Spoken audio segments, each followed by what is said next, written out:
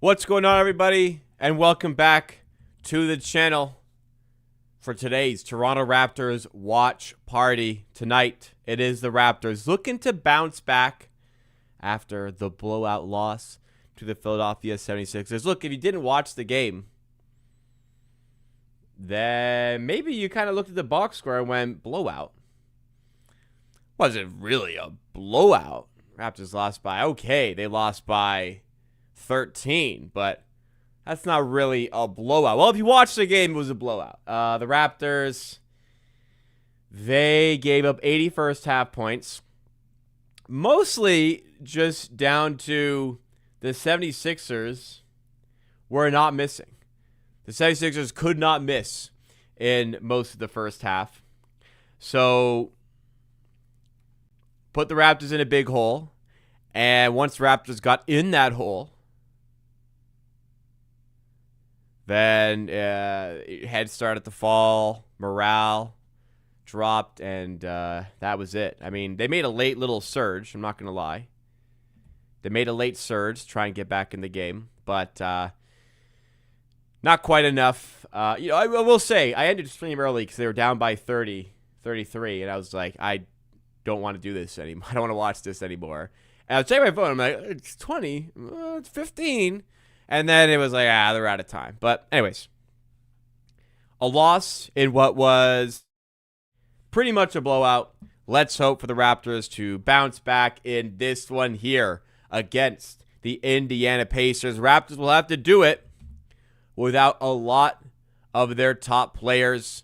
They're going to be without Sandro, Mamu, Kelishvili today. That's a blow, especially when you don't have Jakob Poeltl. You need centers. Don't have him. Emmanuel Quickly out with back spasms for this one. We talked about it. It's unlikely that is in relation to a trade, but we talked about it on the stream earlier today and said, hey, I mean, it might be like, probably not though.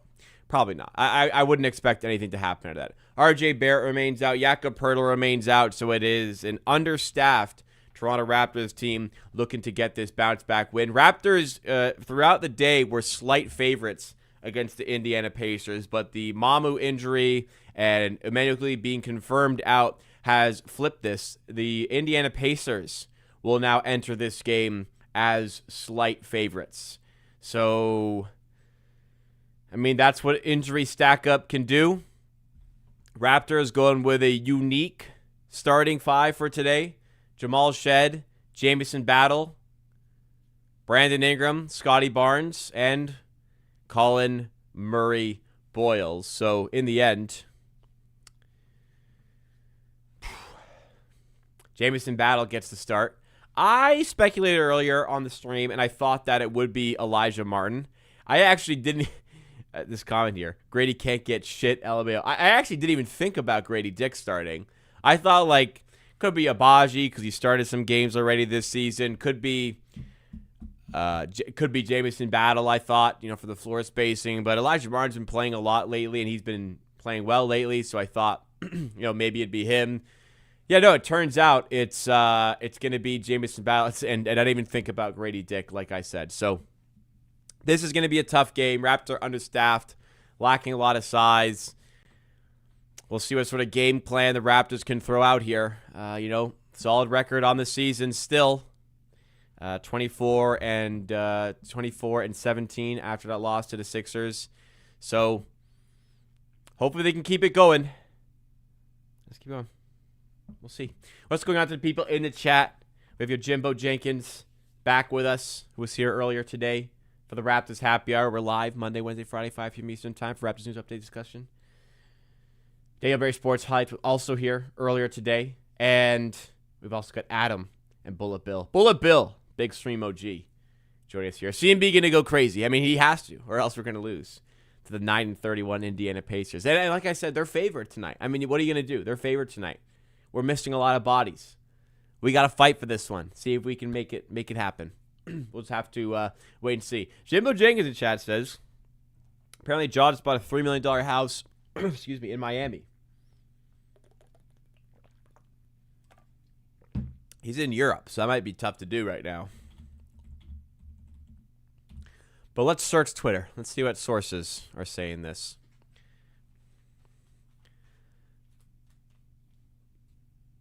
He did it 3 weeks ago. This is according to Drew Starr. Who is Drew Starr? Miami Heat fan emerges as treasure trove of hot stove rumors. Social media, sports fan with a keen eye for news can become the center of a conversation. Okay.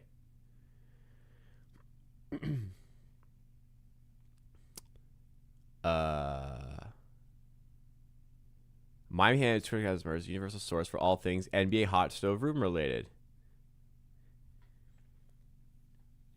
He's best known for posting Heat news and updates, including the latest surrounding Portland Trailblazers guard Damian Lillard's demand to be traded to Miami Heat. Well, that didn't happen. Go-to source for every word uttered about the Heat's pursuit of Damian Lillard by night.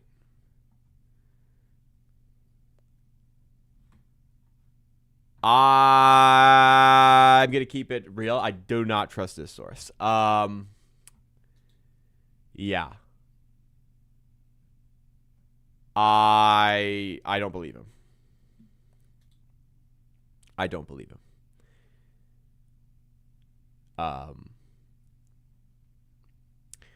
Who knows? Maybe maybe there's a credible source out there. This guy's also reporting it. DeMichael Cole, Grizzlies beat reporter.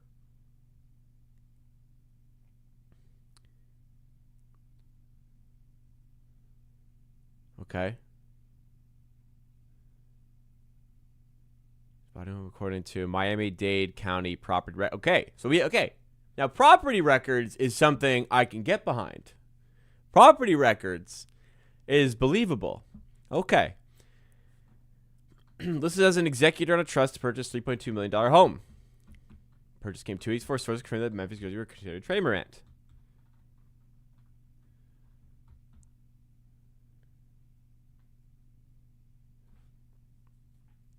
So I'm just reading here. Currently in Europe, but Penny's done a few weeks ago.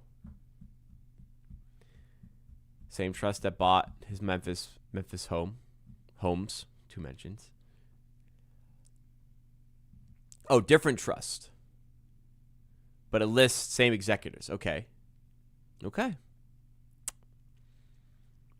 That is certainly an interesting development. Let's see how this has changed the percentage chance of Ja Morant ending up with the Miami Heat.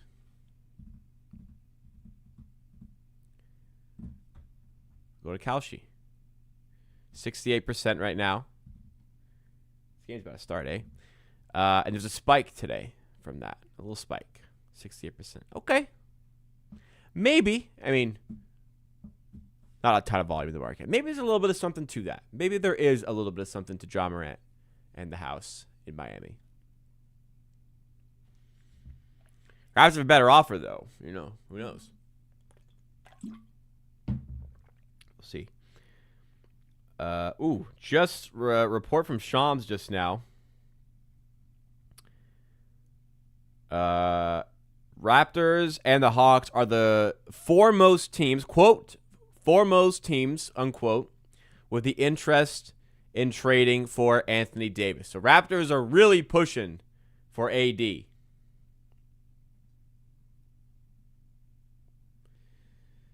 We will continue to monitor that one on the channel. But the Raptors are in and pushing for Anthony Davis. That is the latest there. If you guys are enjoying the stream so far, you enjoy at any point as we're going today, please make sure you have hit that like button. Support the content that's coming out here. Support what we are doing on the channel. Would mean a lot. Makes a difference to what I do and helps bring new people to the channel. And if you want to see more content like it, make sure you subscribe. Raptors going with Shed, Battle, Barnes, Ingram, and Murray Boyles as RJ Barrett, Jakob Poeltl remain out, and Emmanuel Quickley and Sandro Mamukelli joined them on the injury report tonight. Nembhard, Neesmith, Furphy, Siakam, and Huff start for the Indiana Pacers, who come into this one as slight favorites here. Not exactly a Shams bomb. Didn't say it was, to be fair.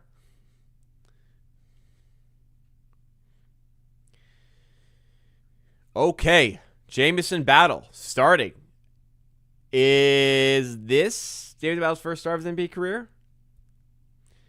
I can't recall him starting. I think. Oh, it's his second start this season. So he has started this season. So this is the second start of just this season. All right. Well, I forget the game he started. Anyways, dipping into the bench for this one here with 3 starters out. Let's see how the Raptors can do in this one tonight. Scotty Barnes taking the jump ball with Jay Huff.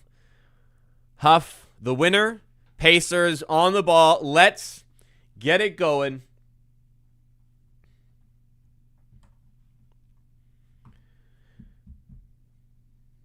I'll get the scoreboard going. Nembhard, down low to Siakam. His pass blocked by Barnes. Raptors take it the other way. Shed to Ingram. Oh, nice zip pass inside for Murray Boyles, who's blocked. Gets his own miss. And finishes. Nice job by the rookie to recover and get the 2 for the Raptors. He's got the first points of the night. Nesmith to Siakam above the break 3 to respond. Off the mark, James Battle has the rebound.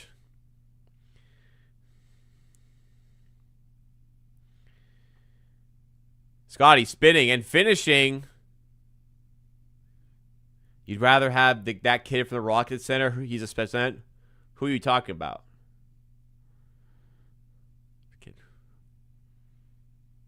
I don't know who you're talking about.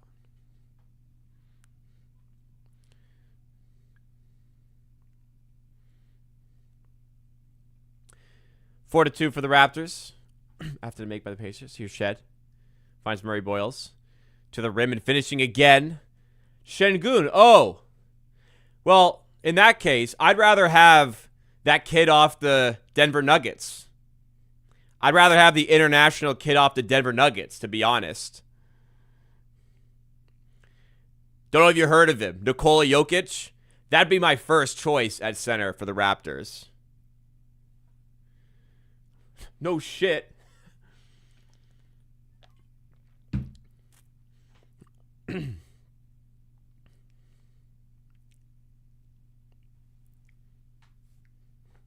Furphy at the line for the Pacers. First one is no good.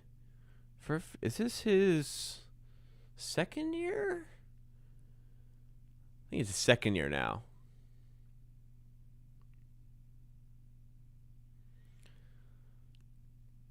You want my thoughts on Anthony Davis? I talked about it extensively in the stream earlier today. For anyone who wants to go check it out, clips will be out as well. So keep your eyes on the channel. Furphy missed both free throws there.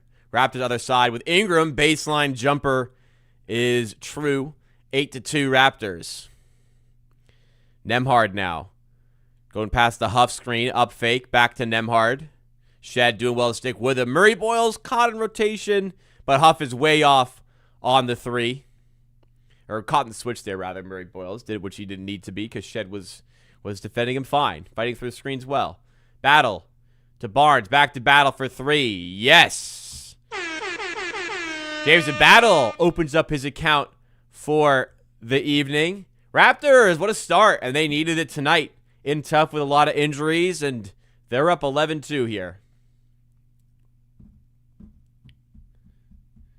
This just came to me the other day. Why did we give up a first rounder for Yak if he was already going to be a free agent at the year after? You could say the same thing about Brandon Ingram. Brandon Ingram was going to be a free agent this summer, but we gave up a first round pick to get him from the New Orleans Pelicans. Couple reasons. First of all, for Jakob Poeltl, in the case of Jakob Poeltl, you get him for the rest of that season, which was important for the Raptors getting to the play-in tournament. They got better when they traded for Poeltl. not saying the trade was good. I'm just saying they got better after they traded for Jakob Poeltl. Second of all, you get more flexibility towards the cap when you own the player and you're bringing them back. Third of all, it becomes a lot easier to re-sign them by making that. Your competition dwindles. The Raptors, when they traded for Ingram, they traded him with the understanding that he was going to stay into the season. I'm sure that was worked out before the trade was done. They didn't trade and then prayed that Ingram would stay. In fact, they got the extension done relatively quickly. More flexibility, more likely the player stays. In the case of Poeltl, they had him for the rest of that season. Again, that Poeltl trade, we're not going to look back on that one fondly, but that's the reasoning behind it.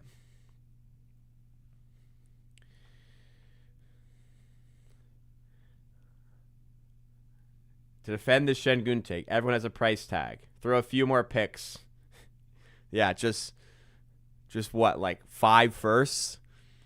Houston are not trading that guy. They're just not trading him. Sure, Scotty Barnes has to go the other way. He's just not getting traded. Sure, I read the price. The price is Scotty Barnes.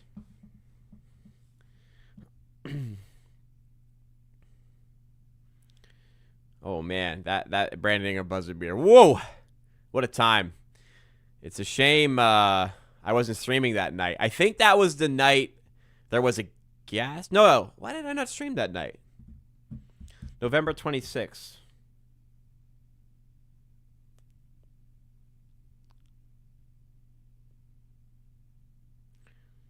Did I stream? No, I was streaming, I think. Oh, I forget. Luka got traded. Yeah, you can say that about any situation ever. The Luka Doncic trade was a complete anomaly. Complete outlier. Which took an incredibly idiotic ownership group and management team. That's the outlier. That's not the precedent. If Luka got traded. So, why are you shooting for Alperen Şengün when you could shoot for Nikola Jokic? It is extraordinarily unrealistic to trade for Alperen Şengün. Extraordinarily probably isn't even a word with enough magnitude to describe how utterly extraordinarily unlikely it would be.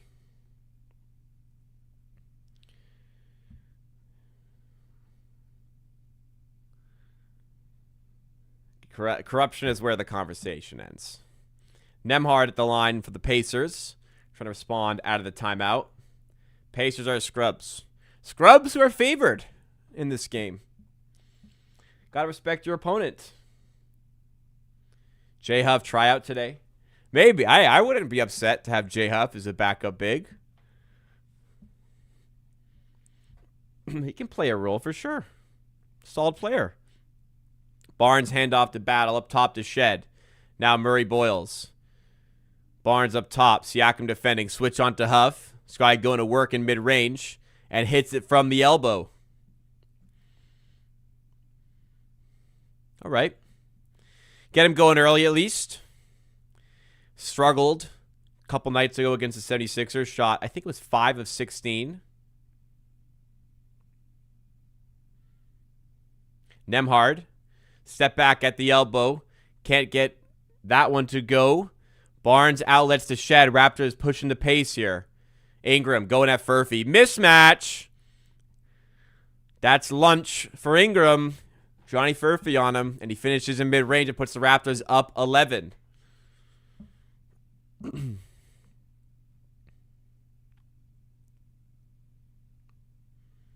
Nembhard loses the ball. And it's deflected, off a Raptors player, so it is Pacers ball. Odds of you trade with Şengün. Probably lower than that, actually. 1.8%. I mean, you could take any team that could have gotten the first round pick, and it was a low percentage. The highest percentage was 14%. That's pretty low as well. It's an 86% chance that team wouldn't have gotten it. You take all four of the top four teams who had 14%, or is it like 14, 14, 14, 12.5? Let's just say, for argument's sake, 14 times 4. So 56. That makes up. Even then, there's still a 44% chance it doesn't land with one of them. And then it was always an unlikely outcome. There was no possible likely outcome there. And it was barely above 50% chance that one of the top four teams would get him. Barnes forward to Murray Boyles. Now Ingram.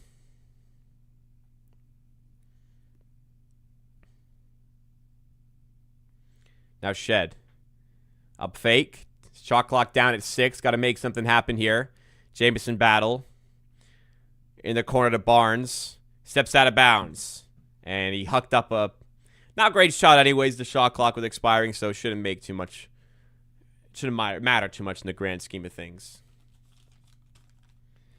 Pacers won their last 3 as well. Yeah, not going towards the tanking script for sure.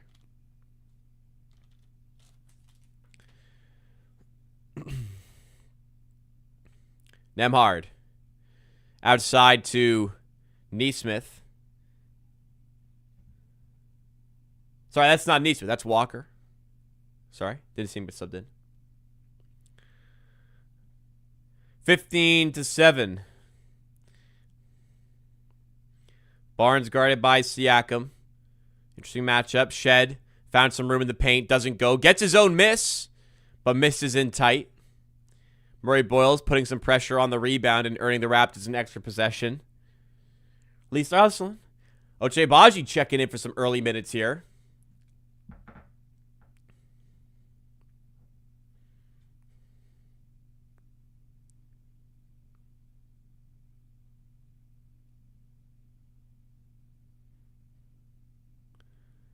Ingram over top of Walker in mid-range. Doesn't get the bounce this time. Ben Shepherd now to Nembhard. Nice move to get to the rim and finishes. Maybe thought about a timeout. Darko Rajakovic opting not to instead. If you're enjoying the stream so far, another reminder. Quickly hit that like button for me. Ingram get a rim. Ooh, and he went up strong. Walker at the foul. It would have been a vicious dunk, it looked like. By Ingram. Did not happen.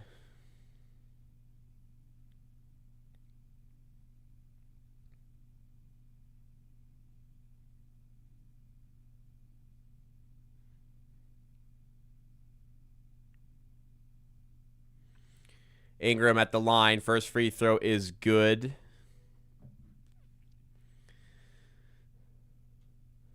Raptors have started positively on both ends of the floor. Thank you to new subs that have come in tonight. We've got like 3 or 4 since we went live. Appreciate you. Road to 20K. Raptors by 8, and Jamal Shed drawing an offensive foul. So good at that, it seems, drawing those illegal screens up near the top of the key. And this one, little flop. Knows how to sell it. Knows how to sell it. Here's Shed. Pass. The thing was intended for Ingram. It wasn't ready for it. So it's turned over. Walker to Nembhard. Don't leave him open. Misses the 3, though. Ingram eventually gathers the rebound. And it takes one of the Pacers players, I think it's Potter, out of the play, which leaves Agbaji open for 3, and he makes no mistake. That's what you need from Ochai Agbaji. That's what Agbaji needs for his NBA career and a contract year. Needs to start producing something, though it may not be here and probably won't be here for very long.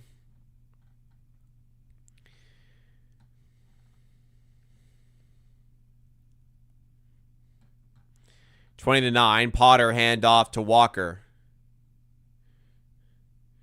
Finds Nembhard. Shed the defender.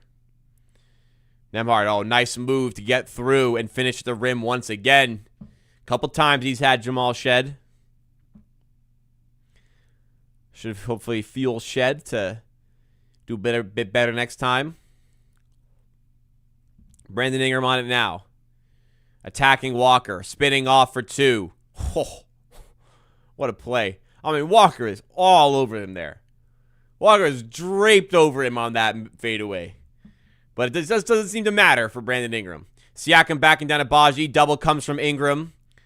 Up top, though, to Nembhard. Murray Boyles, the defender. Nembhard blocked by Murray Boyles in mid-range, but it's right out to Walker, who misses the 3. What a play by Colin Murray Boyles. Stayed with him. Good footwork.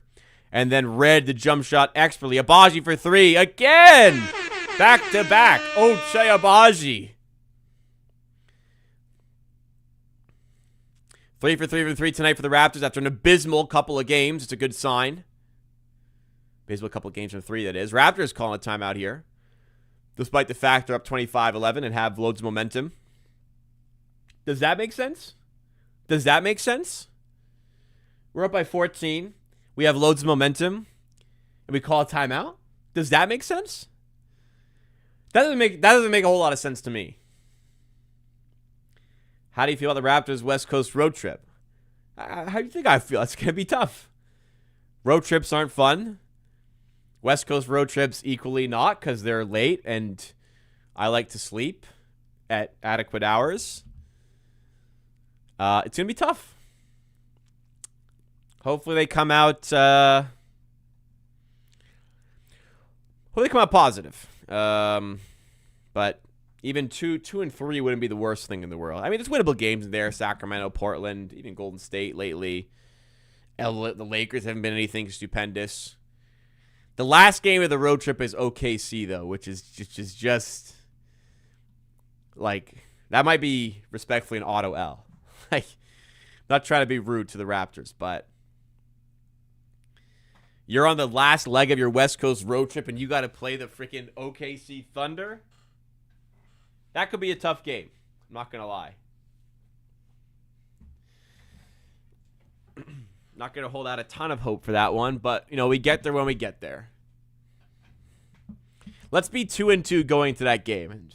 Let's be 3-1 going into that game, and then it just doesn't even matter. Like, we'll take it.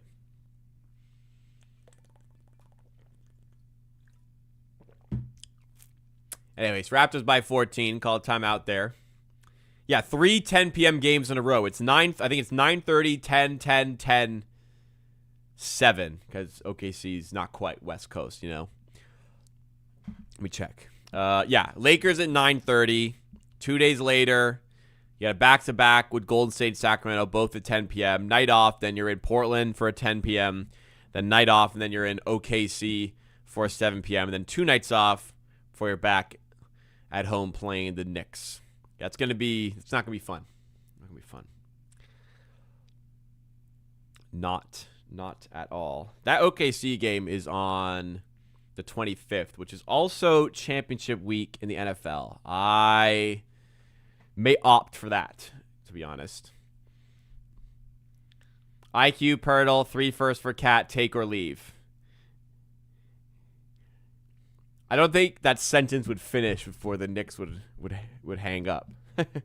Like, why? The Knicks are never doing that. Yeah, sure. We'll take those 2 horrific contracts for 3 first-round picks. Sorry.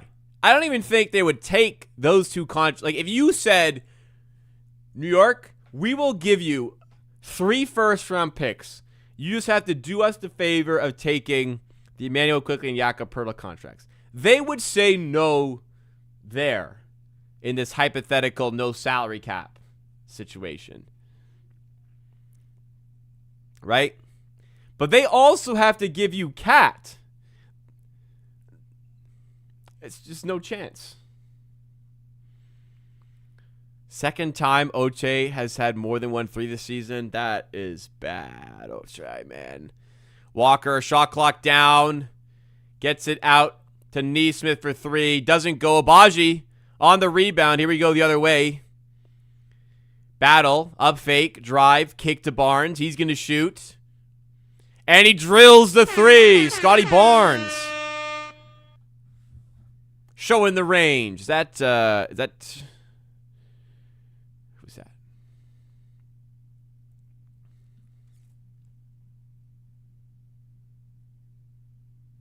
Tony Bradley. You want to talk about tryouts? The Raptors have reportedly shown interest in Tony Bradley. CMB pass to Grady Dick, and he double clutches on the layup and still gets it to go.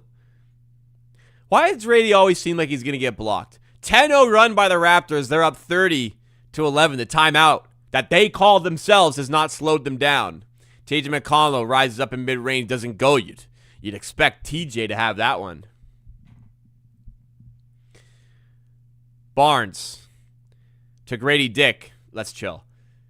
Pass to Murray Boyles. Nice spin. Floater. Gets the roll. It's a 12-0 run. It's a timeout by the Indiana Pacers. The Raptors lead by 21. What a response after the abysmal night against the 76ers. Raptors offense and defense locked in. Elite defense, I agree, Jimbo. What a start to this game. 2:37 to go in the first. Raptors all over this Pacers team.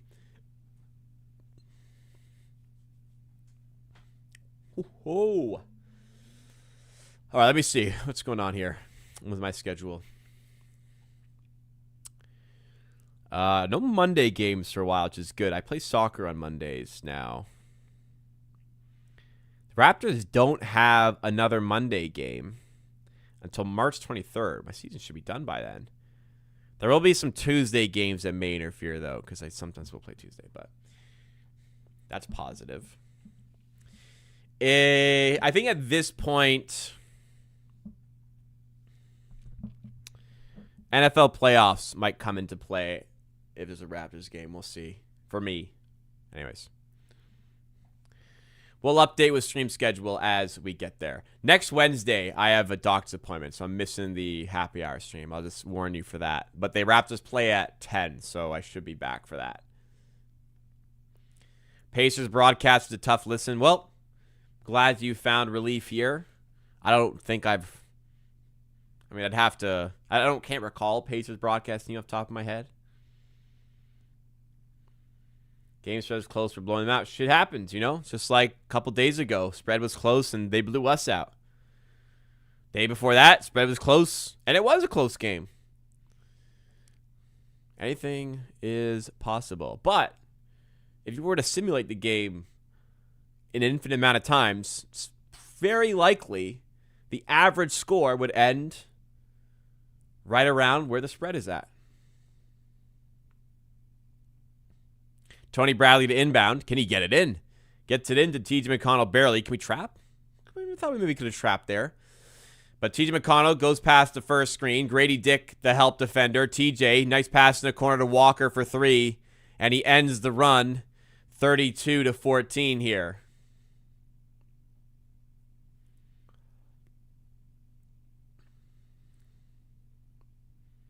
What's better team? This current Raptors team or the Raptors team with Quickly, Barrett, Siakam, Barnes, Pirtle, Schroeder, Gary Trent?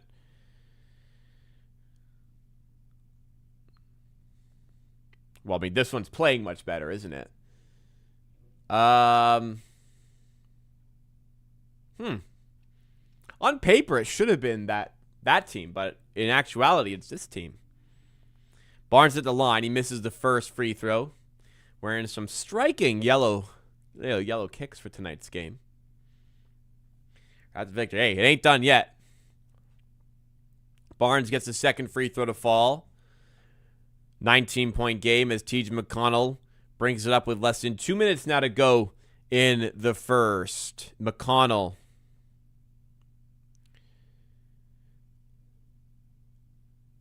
Pacers working around the perimeter. Jackson spills, but Walker recovers. McConnell now. Tough fadeaway, too. It drops. He's got that in his bag. We know this. Barnes to Grady Dick. Long range, too. Matt Singh, three. My man had his heels inside the line. That was a truly horrendous shot. It went in.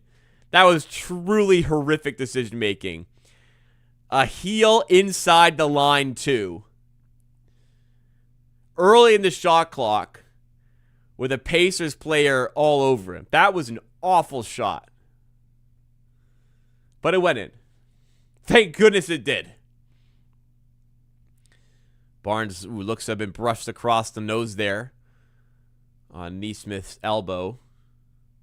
Yeah, just got him right underneath the bridge. That would hurt. That would hurt. But what? He's going to the line. All right. 95 Yada, one of our amazing members, showing off the 3-year badge. 20K coming soon. I hope so.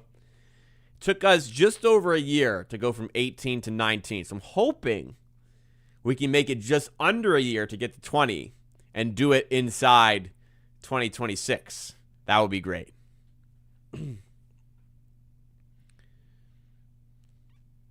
Neesmith at the line makes both 35-18. Barnes unhappy about something, chatting to the ref here. AJ Lawson is in the game for the Raptors, and he's on the ball now. Elijah Martin also in the game as AJ Lawson fires it in the corner to Grady Dick. Nice pass out to Agbaji, who doesn't get this one to go. Was in and out almost.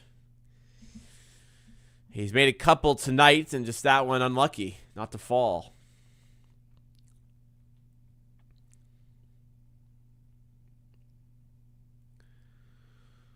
Raptors in prime position here. Can they finish the quarter strong to go with it? That'll help. Neesmith chucks it straight out of bounds. Carlisle, Pace head coach, looking a little puzzled after that one. Elijah Martin to Scotty Barnes. 2-for-1 opportunity. Kind of. But you have more time for next possession if you go quickly here. And Barnes wasting no time. Going through the Indiana traffic to rise up and slam it down. Soaring through the paint there. Raptors going to steal other end. AJ Lawson to Elijah Martin. Back to AJ Lawson. He went for the dunk and was rejected by Neesmith. What a defensive play. My God. Lawson probably should have just laid it in with the left, and he would have had 2 points. Instead, he goes for the cock back with the right, and Neesmith, I mean, to be fair, that's a terrific play. Absolutely terrific play.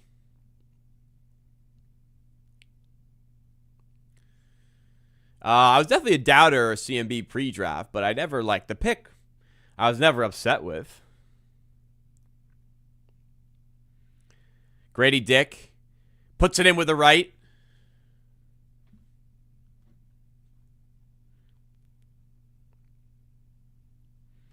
McConnell, long range 3 at the buzzer, does not go.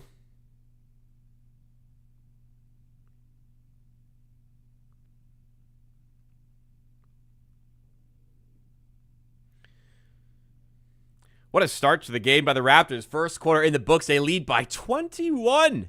39-18, both ends of the floor. It is working for this team tonight.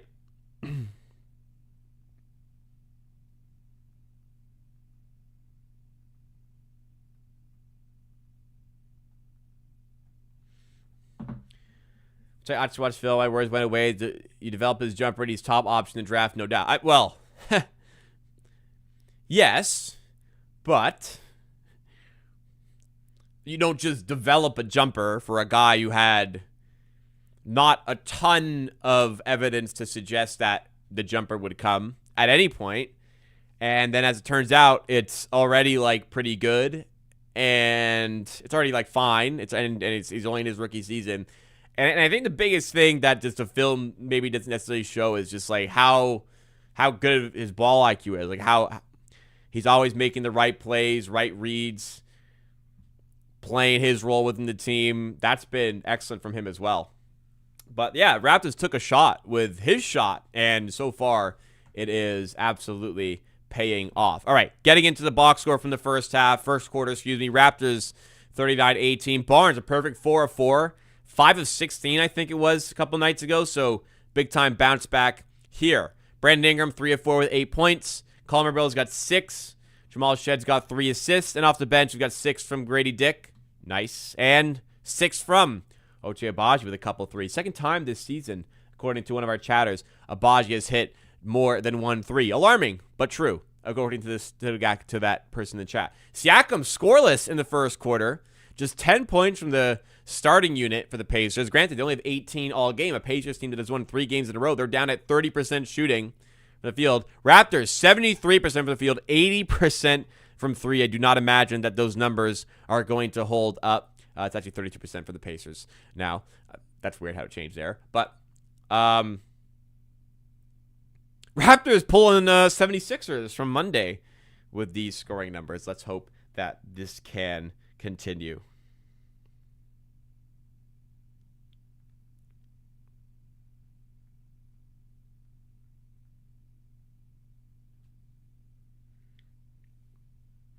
Sorry, I'm trying to sort out some dinner plans right now. That's why I'm on my phone. I'm just checking through my calendar so I can reply to this. One moment.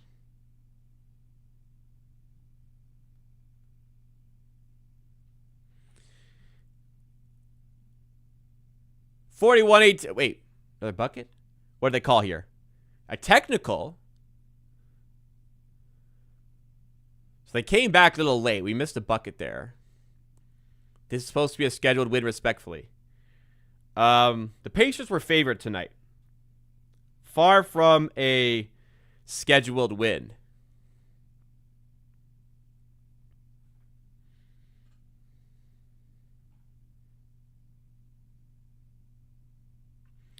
So Grady Dick laid it up and then grabbed it through the net, which you're not supposed to do. Got delay of game tech. So free throw for the Pacers. They missed. 41-19 for the Raptors.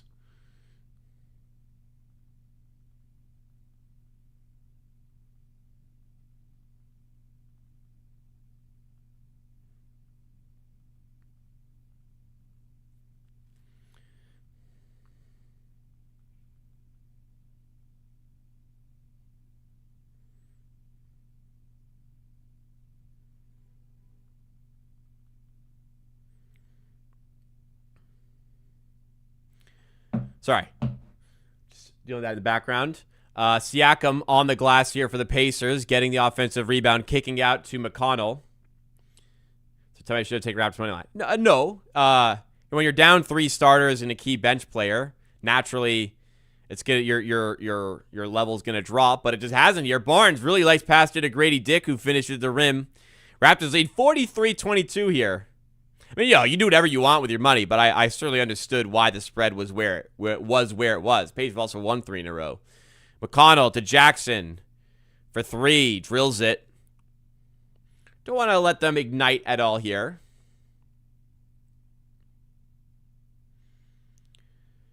Shed.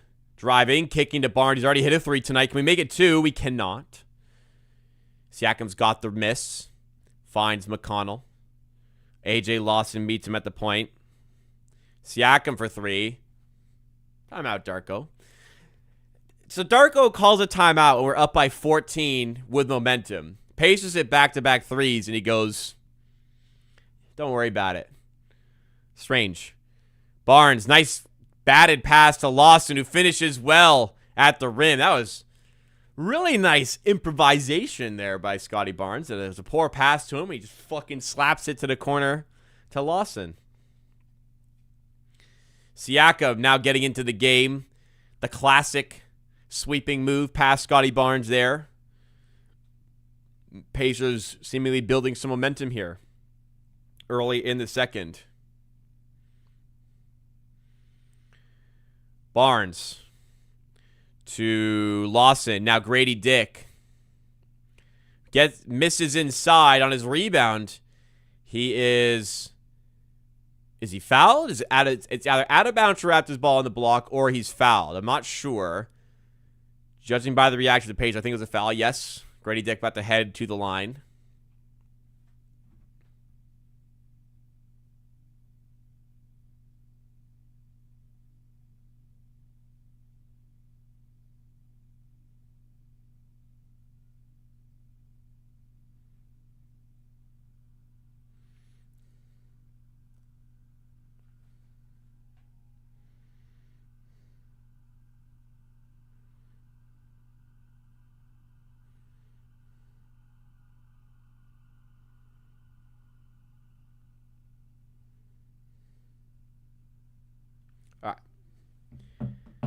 So I picked Shed over Davian. I mean, we kind of had to money-wise at the time, but still.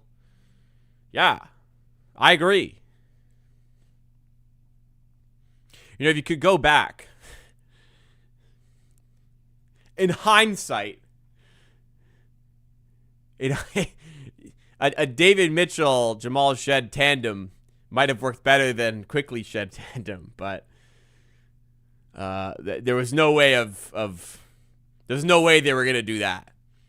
Ingram, turnaround jumper is good again. You're going to put Furphy on him. He's gonna make you pay, man. This is definitely one of the better Grady Dick performances we've seen, by the way, this season. That's not saying much, but this is good. Siakam, wow, maneuvering through a few Raptors players. I still love watching Pascal Siakam play. I'm still a Pascal Siakam fan. I can't let that go. What a play by Spicy P.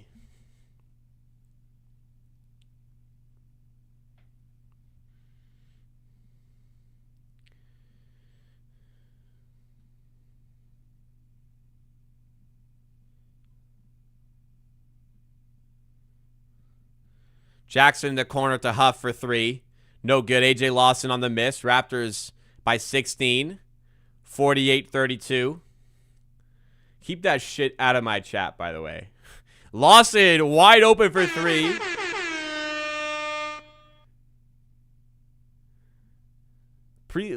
At least some. Let one thought cross through your mind before hitting send sometimes. McConnell misses, but the rebound deflected out to Jackson, who finds Huff up top. Met by Murray Boyles on the spin, but Pacers work the perimeter to Jackson in the corner, and he drills it right in front of the Raptors bench. 51-35. Pacers not going away here. Still making plays.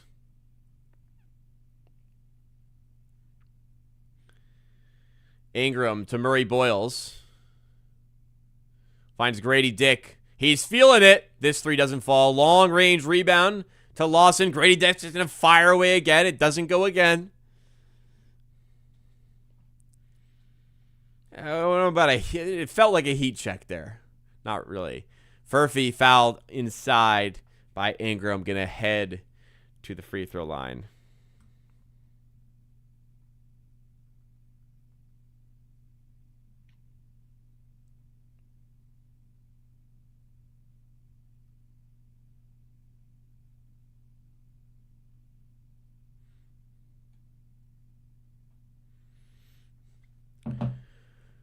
Furphy at the line.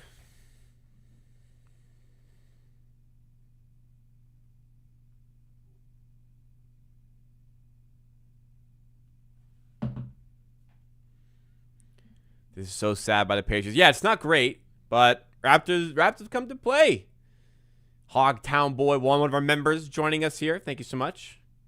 Where do I stand on the AD experiment? So I talk about it quite a bit on the past 2 streams, but in short, so let's say if you want more info, I'd head to those streams or the clip that's out, and there's another one that'll be on Friday.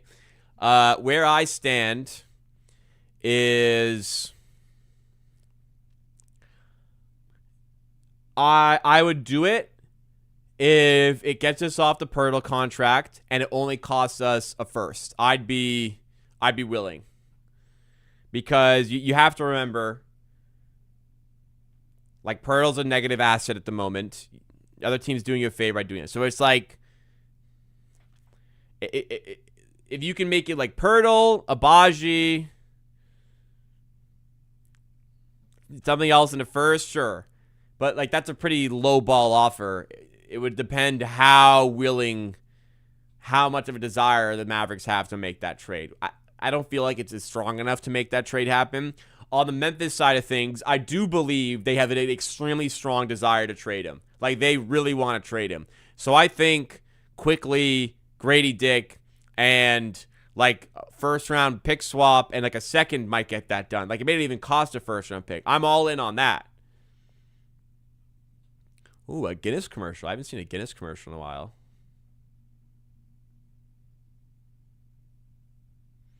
Oh, Guinness Zero.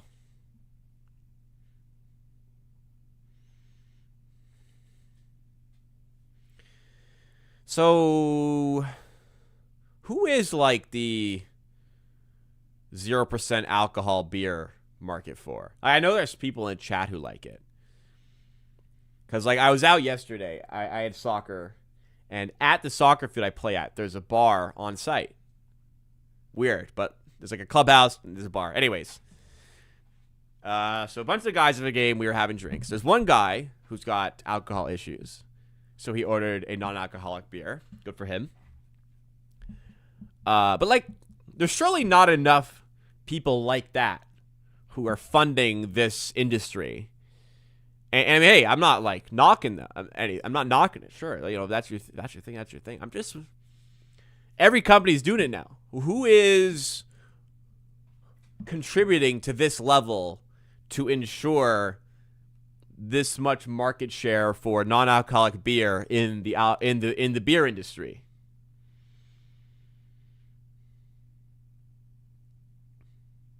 You'd be surprised. I certainly would. I mean, I'm just one that I have never been one to drink calories for the sake of taste. Like if I want to, like, I like beer, but I do like the alcohol portion of it as well. I mean, I like beer. I could have a non-alcoholic beer and enjoy it. I'm not denying that. I could have a beer and enjoy it without the alcohol part. I'd just rather have the alcohol part.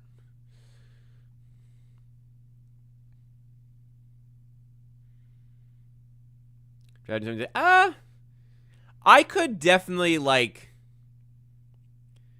if I was, like, just not allowed to have alcohol for whatever reason, I could definitely crush a Guinness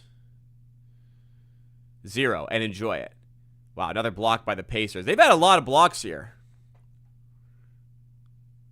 Yeah, I know there's people fighting with sobriety, and I get that. It's like a patch for smoking. But also, like, right now, like, nicotine pouches are like the wave. Those are products designed for people to quit smoking. Like, vapes are marketed as they help you quit smoking, but in actuality, it's just an easier way to get addicted to nicotine. The 0% beer doesn't do that. It's not doing the opposite of what's average. It's actually healthy. But I just did not think there'd be enough people in those battles with sobriety that required 0% beer to have such a share of the market where it's advertised to this degree and is marketed to this degree. That's all. Just spits pride to me. Big shout outs to Hogtown Boy in the chat for the super chat. Wine with food is life. I'm not a wine drinker, but I can appreciate a good wine paired with a steak. I can do that. Thank you so much for sending it in. I appreciate that. Yeah, non-alcoholic lagers aren't not for me. I've had like a sip of Guinness 0 to try. I could definitely enjoy one of those. I guess there's enough people that, like, you know, you're out being social. You just want to, like, you know, be a part of it and have a beer in your hand, which I can understand that as well. But even then, I can't quite grasp how that target market is enough to justify making this. Like, McDonald's could sell the McRib year round. It just wouldn't, like, be justifiable because it's not a popular enough product on a year-round basis to have on the menu all the time. If it was, it would be. Like, McDonald's are eking out every fucking cent. If the McRib was a profitable product 12 months a year, it'd be out 12 months a year. It's not, so they bring it out in patches, in small sections where there's enough McRib heads that'll take advantage. You know what I'm saying? So I relate that to, like, the 0% beer. It's like, how is there enough people in that market to have that be year-round product for so many brands? Anyway, I don't know. It's a good product to exist. I'm just thinking about it from a business perspective. Whatever. Don't know why that's running through my mind. Wow, big shout-outs. 905 Yada coming through with 5 gifted memberships into the community. Thank you so much, 905 Yada. Over the years, so many memberships have been gifted from 905 Yada. We have 5 more coming in now. I really appreciate that. What a game we're seeing right now. The Raptors at 55-36 and a little bit of bonus there. We'll dial back in here and stop talking about 0% beer. 55-36. Scotty Barnes dumps it down in the dunker spot for Murray Boyle. And dunk it he does right on top of Micah Porter. All over his head top. Raptors by 21. Alcohol consumption is going down. People still want to be social. I guess that maybe I just don't hang out with people who... I hang out with fellow beer drinkers who don't require 0%. Times like this, I just type it in ChatGPT. That's ChatGPT. I'll speak it into ChatGPT, actually, so you guys can hear the question. What is the driving target market that allows for non-alcoholic beer to command such a wide market share? Like, I understand there are people who are in battles with sobriety, and that's a fantastic product for them to have. And I understand people want to be social without actually having to consume any alcohol. But I don't understand how those two alone contribute enough to justify the market share that these products claim. Please enlighten me. All right, let's see.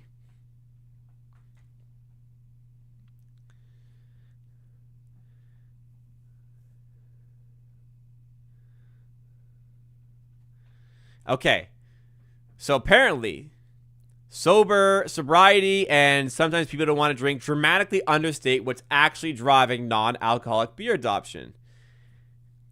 It's not a niche sobriety product anymore. It is a behavioral substitute that taps into several very large overlapping markets at once. So the primary market isn't sobriety, it's moderation. So it's people who are drinking beer with alcoholic beverages, and then every couple, they'll sub in a non-alcoholic one to keep the vibe going, but to be a little bit more health conscious and to feel people don't like to be hungover.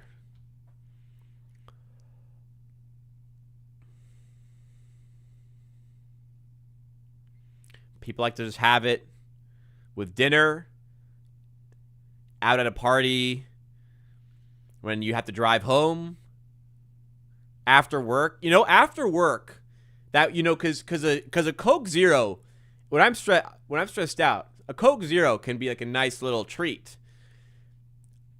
A nice after work Guinness Zero, I could see the appeal of that. I'd personally rather just have a Guinness.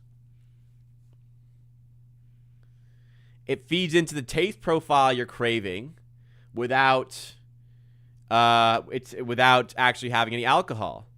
Okay, what is the let's just say it.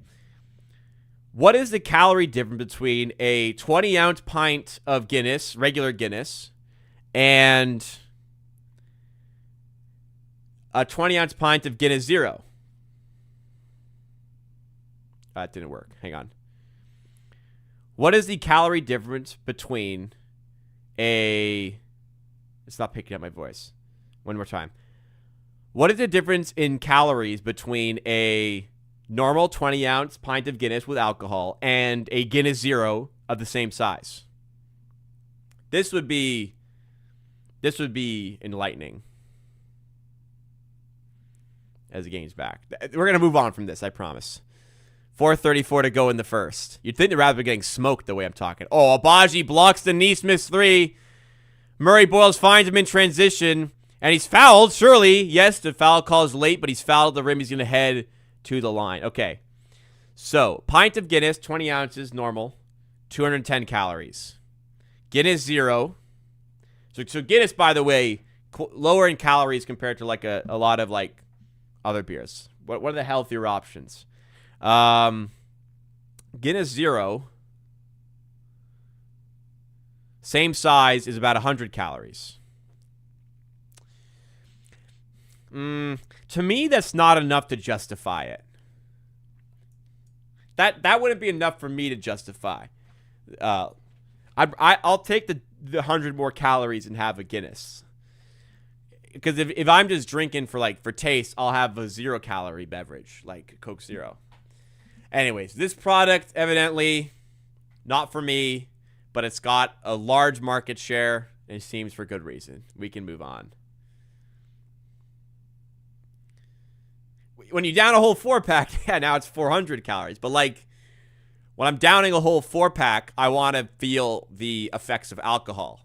That is the intention of having that many Guinnesses, in my opinion. There's some people, you're right, who don't want that effect and therefore can justify, well, now I'll have 2 real ones, 2 fake ones, and I'll have 200 less calories. Sure.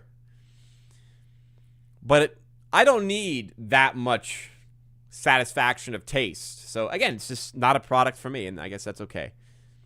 Can trade quickly and pick for nothing to dump salary. You can't trade something for nothing in the NBA. You got to get something back. If anyone would like the lower calories of non-alcoholic beer, I also go to a bar, can drive home. Yeah, no, I see the appeal. I see it. I see the appeal. The more you know. We learned something today. Grady Dick for 3.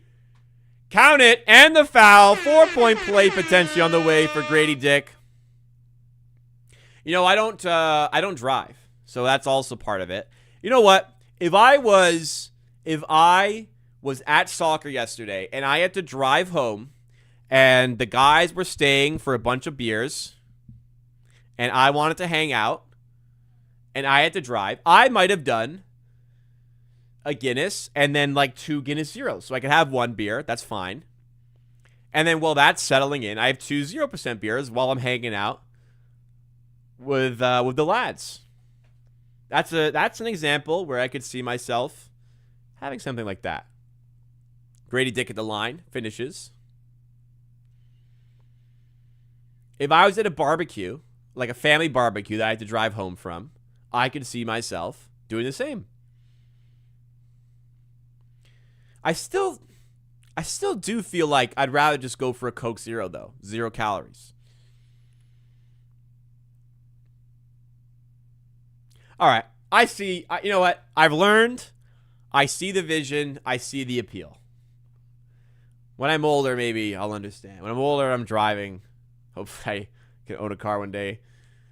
I'll try to understand. The Chevy Lotus in the back, same set. It's a nice one. The green one up there. I got it for Christmas from my fiance's sister a couple years ago. It's a nice one.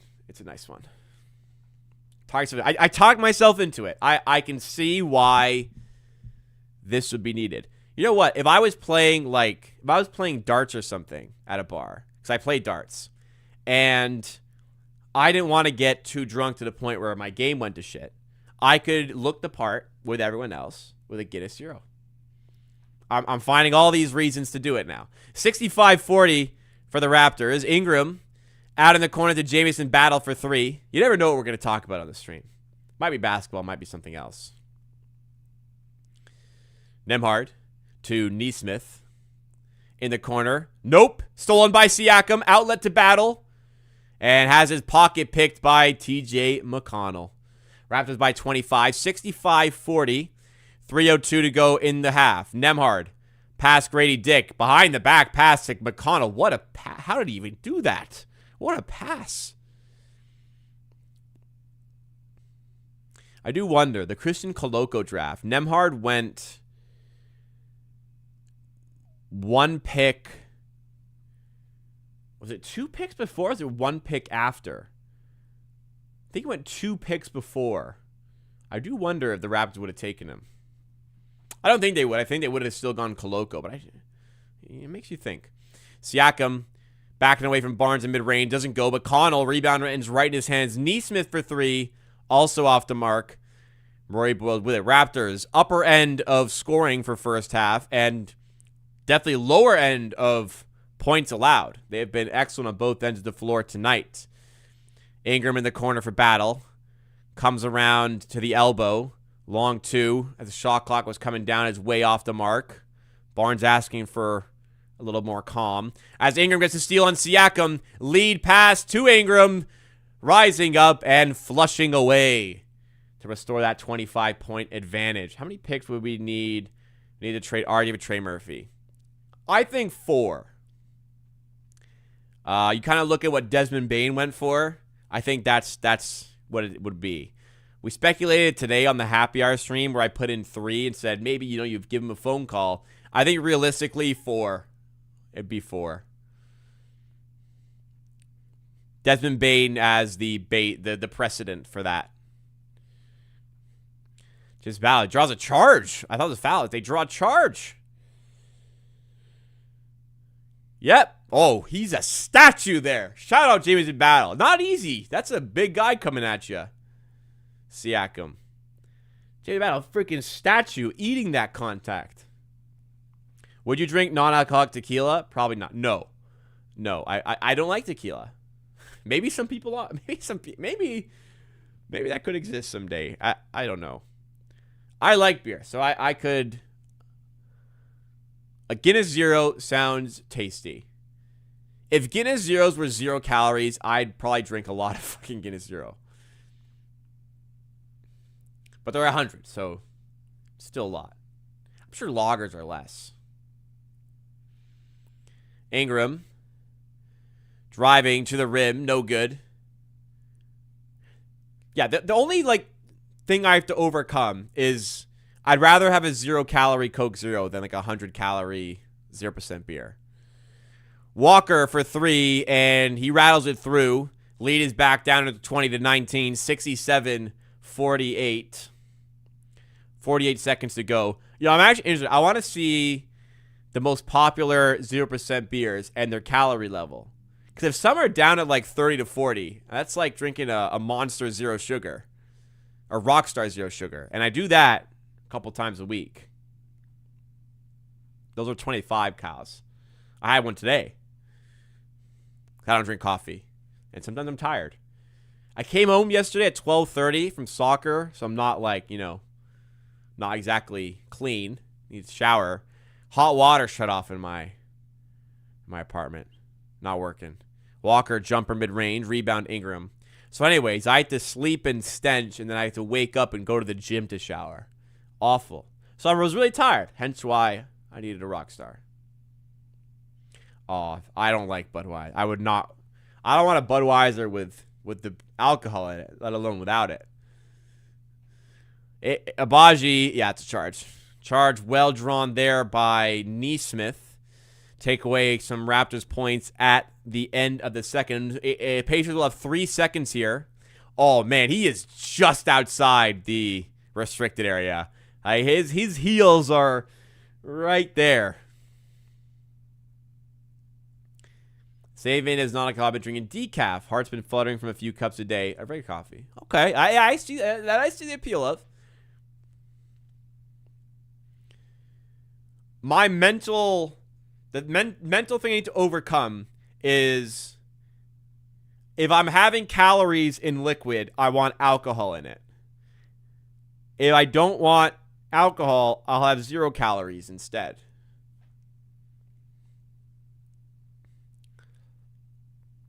Nesmith, long range 3. Doesn't go at the buzzer. Raptors 67-48 ahead at the end of the half. Wow, what a half by the Raptors. I mean, what a first quarter. Raptors have just kept the Pacers at bay since then. Okay, list me the 20 most popular. Actually, why am I typing? I'm at new prompt. List me the 20 most popular non-alcoholic beers in the world. And how many calories they would have in a standard 16-ounce pint. Let's see. Glass of water. Yeah, that's what Coke Zero's for, too. One a day. One every few days is perfectly safe. All right, let's see. So it looks like the lagers. Coors is at 60 calories. Heineken Zero is 92. That's a lot for zero, isn't it?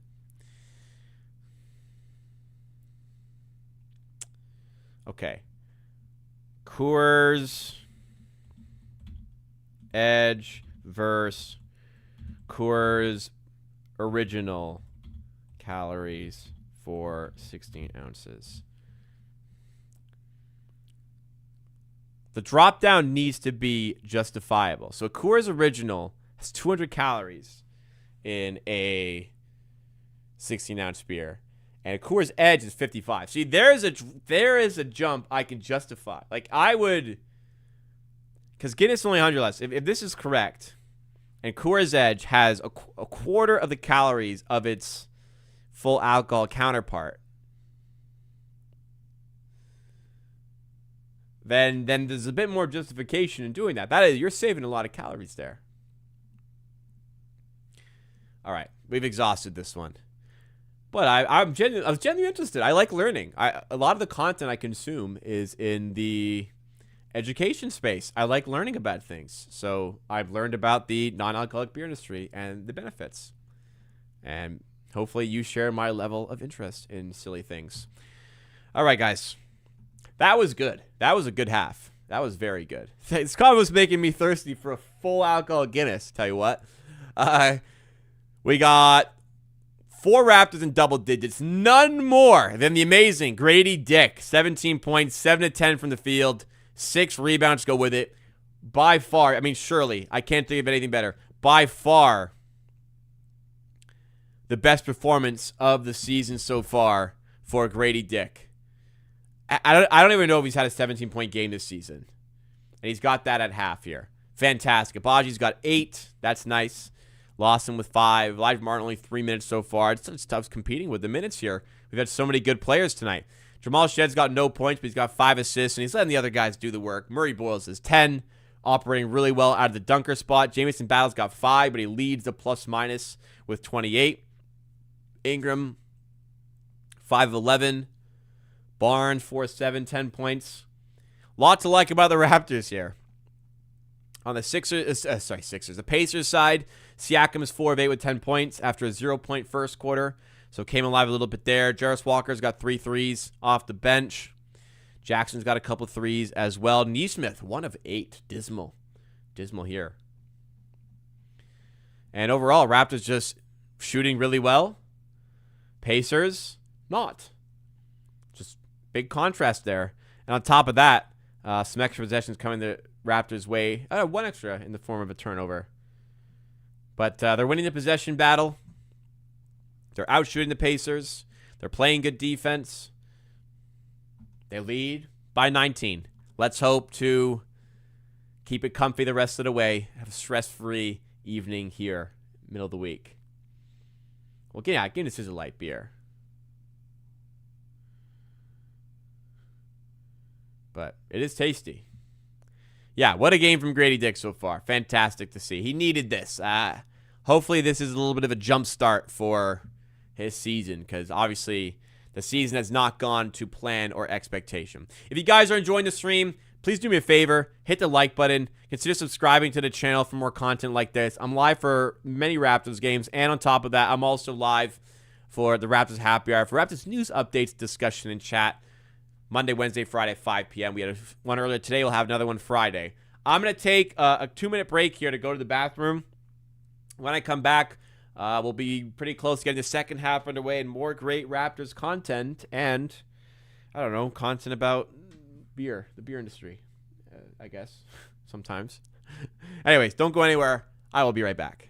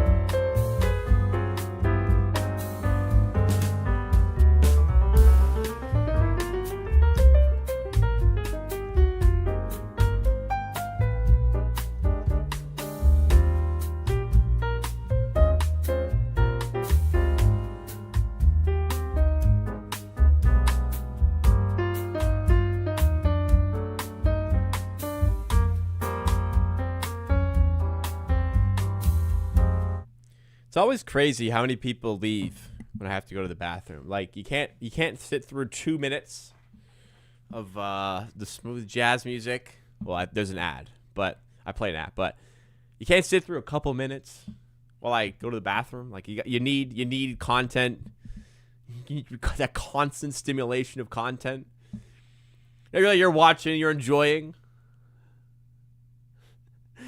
Yeah, fuck, he's going to the bathroom. The fuck am I gonna do for the next 2 minutes? I don't know. It's cutthroat industry, y'all. It's not for everyone. Go to the bathroom. You need something prepped. Tell you what we should do while it's halftime. The door shot, bringing it back. I don't know if I did one last stream. Actually, I think I made it. I'm pretty sure I made it. Anyways, let's do the door shot. Which is now against the wall, obviously, but we moved. It happened. All right. Since my return, my new computer, 1 and 2. Let's get back on track here. Another one.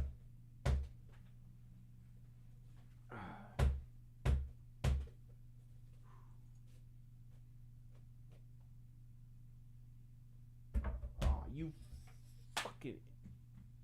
idiot. Oh, well. Oh, my God. Come on. There we go. Yeah, that was that first one, man. Barely threw it.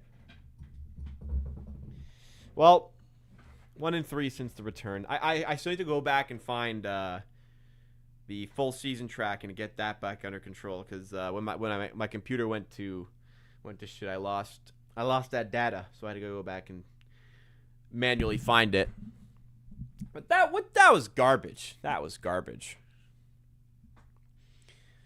So it's a miss for today.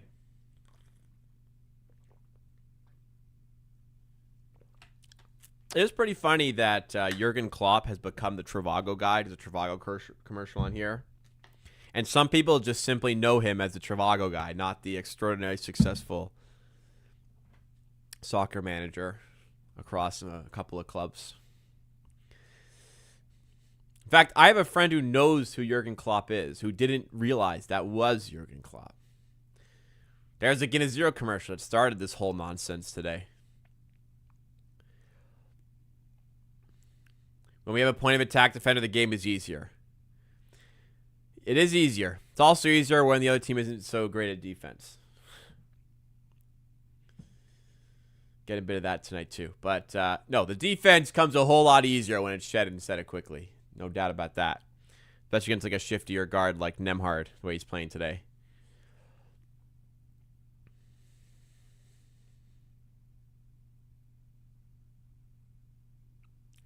All right, we're coming back in for the second half here. Make sure you guys have done your all-star votes for today, by the way. Send our boys to the game.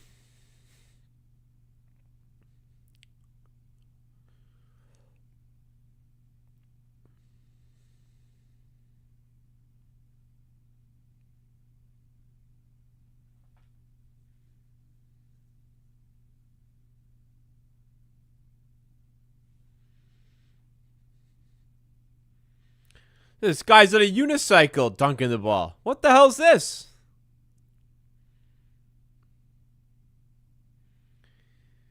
It is absurd to be able to ride a fucking 10-foot tall unicycle. That is 8 feet. That is truly an accomplishment. That is truly a feat of humanity. We had bikes. We had trikes. We had 2-wheel bikes. We had 3-wheel bikes. We have cars, 4 wheels. And some fucking crazy people out there thought, what if it was just 1 wheel? It was just one. Who invented the unicycle? Was it purely invented for entertainment purposes? Or was the initial idea, no, you can just actually ride this? Let's find out. Isn't it great? that we have questions like this. 20 years ago, someone had that question, like, I don't know. And it just lived their life never knowing. I can gather this information in the next 10 seconds.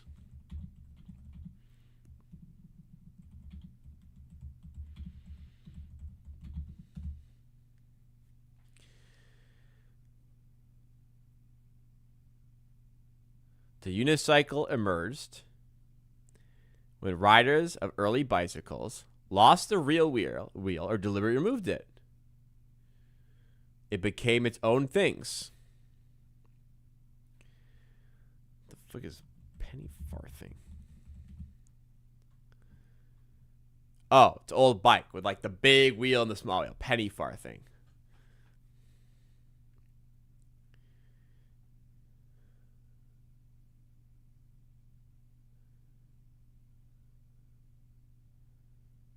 So, mostly, so it was not created for practical transportation. It was purely skill, spectacle, fun, challenge. It was absolutely not a design of the future of transportation.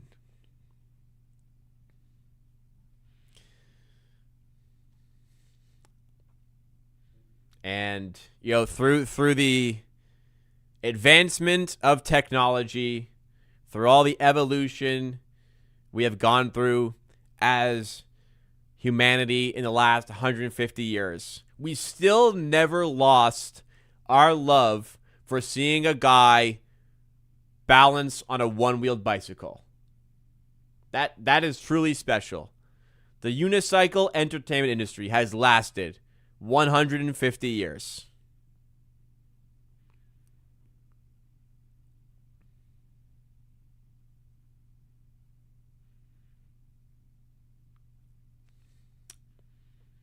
How old is Canada, isn't it? The unicycle industry has lasted as long as Canada.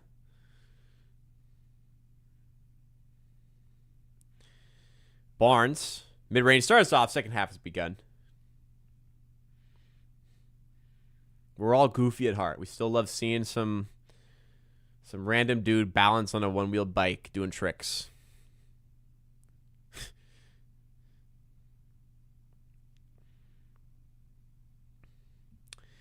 Another charge drawn there by the Raptors. Here we go. Good start to the half, picking up where we left off. Set the tone and keep them at bay. 67-48. Barnes to Murray Boyles under the rim, misses in tight. Reminder, if you want to sync up your game clock to mine, you can do so with the clock up here. Nembhard in the corner to Pascal Siakam. He loves a corner three. And he drills that one in front of the Pacers. Ben's trying to hype him up a little bit. 16-point game. Raptors have led by, I think it got to 20. It got to 25 for sure. I wonder if it got to more than 25. Ingram has it. Furphy defending. And one. I mean, they gotta stop sticking Johnny Furphy on this guy, don't they? I know he's only 6'12". They gotta stop sticking Johnny Furphy on Brandon Ingram, do they not?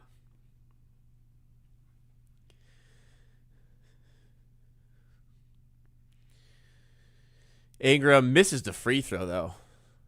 If Furphy was right up on him, he probably would have made it. I'm telling you. Who was like J.R. Smith was like that, right? He liked being contested more than he liked an open three.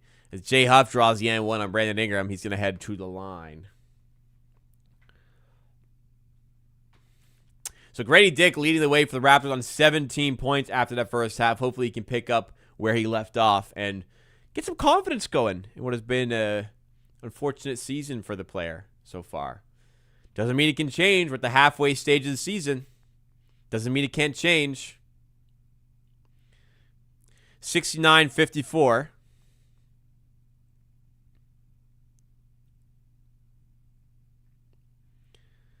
Ingram, Furphy the defender again. They're letting him go to work again. Ingram rises up in mid-range this time. Furphy's Stands tall. Gets to stop as Ingram was looking for the foul call. Other side, Furphy puts it on the deck. Misses the layup. Rebound eventually bounces to Scotty Barnes. Raptors have some motion in transition. Barnes kick out the battle. Now Murray Boyle straightaway three. Front rim and in the hands of Nembhard. But a loose ball foul attested against the Indiana Pacers. That'll give the Raptors an extra chance on this possession.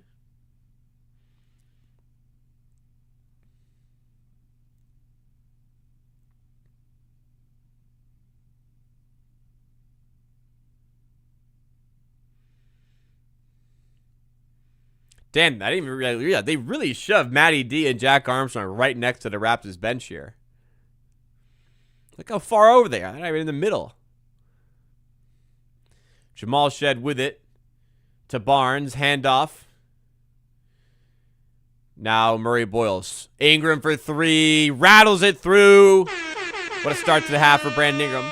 Rooting for Grady chain game. Hopefully build confident momentum. Yeah. He had all these photos flexing in the post-game photos. But he never has a chain on. I guess he hasn't won one this season. About time we change that, hopefully today. Let's win first. Still got ways to go here. It's only a 16-point game. It's only 16. There's a lot of game left. This is more than doable for any team in the NBA. Barnes backing down Nesmith, spinning off for two. Off the glass. Look at that. Is that Tim Duncan or is that Scotty Barnes? Siakam driving at Ingram. Double comes from Shed. They're really doubling Siakam aggressively tonight. But the Pacers work the ball really well to Huff down low and at the goaltend against Colin Murray Boyles. That was a really good pass by Furphy and really, really good play overall. They doubled Siakam quite a bit today, and looks like there's an adjustment made to try and get out of that on this occasion. We'll see how that develops through the second half. Ingram mid-range over top of Huff. This one doesn't fall. Furphy on the rebound. It's like the main character of this half so far. Nesmith to Siakam. Corner three is nothing but net. And yeah, all of a sudden, 13-point game. Pacers right in this one. Raptors call a timeout, trying to talk it over, figure it out, and get this one back under wraps. Raps have led by as many as 27 tonight. That has been cut in by a little more than half as the Raptors lead 74-61 with 8:54 to go in the third. Loads of time left. Game is far from over here. So let's dial back in. 100 people watching tonight right now. Thank you so much. 41 likes. Let's try to get up to 50. I like having it at half the viewership. It'd be great if we got to 100, but let's be realistic. Let's get it to 50. Keep pumping things up. And really helps bring new people to the channel.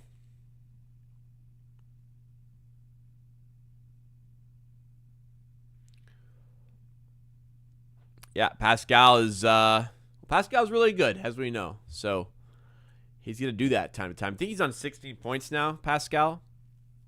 He's on 18, so he's leading the game in points. Ingram and Grady both on 17.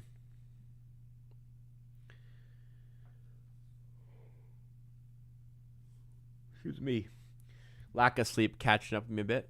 I'm only on 6 hours tonight. Or today.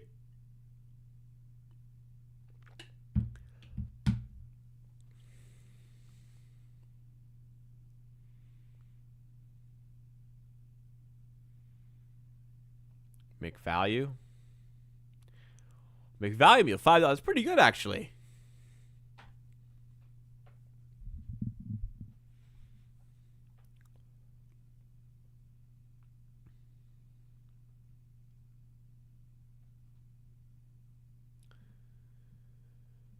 All right. Pacers came to play this half. This game it runs. Hopefully. Don't need to panic. Looks like we've been really winning the non-Siakam minutes. We've been really winning the non-Siakam minutes. Got to try and get back to that.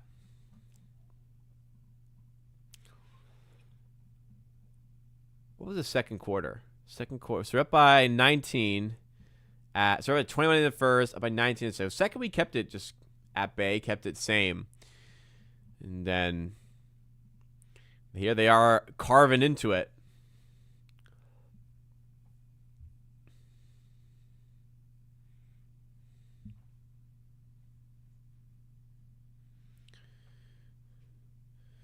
So Siakam on 8 points in this quarter alone.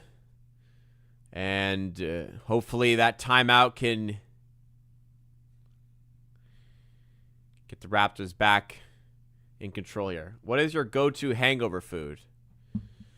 Well,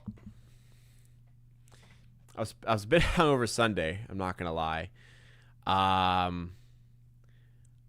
mean, usually if I'm hungover, it's because I had a pretty unhealthy day the day before. So I try to not get takeout. So you just go back to like my normal meals.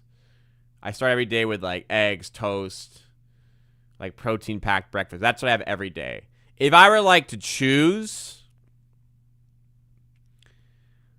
I'd probably just go for, oh, Ingram, my God. He's cooking, man. And one for Ingram again. If I had to like choose like a breakfast, I'd probably go for like a couple sausage, egg, and cheeses from McDonald's with a couple hash browns, Coke Zero. Actually, chocolate milk. Chocolate milk. 2 hash browns, 2 sausage, egg, and cheese on the English muffins. Chocolate milk. I guess I'm getting too common. I'd get a Coke Zero too. That would be ideal.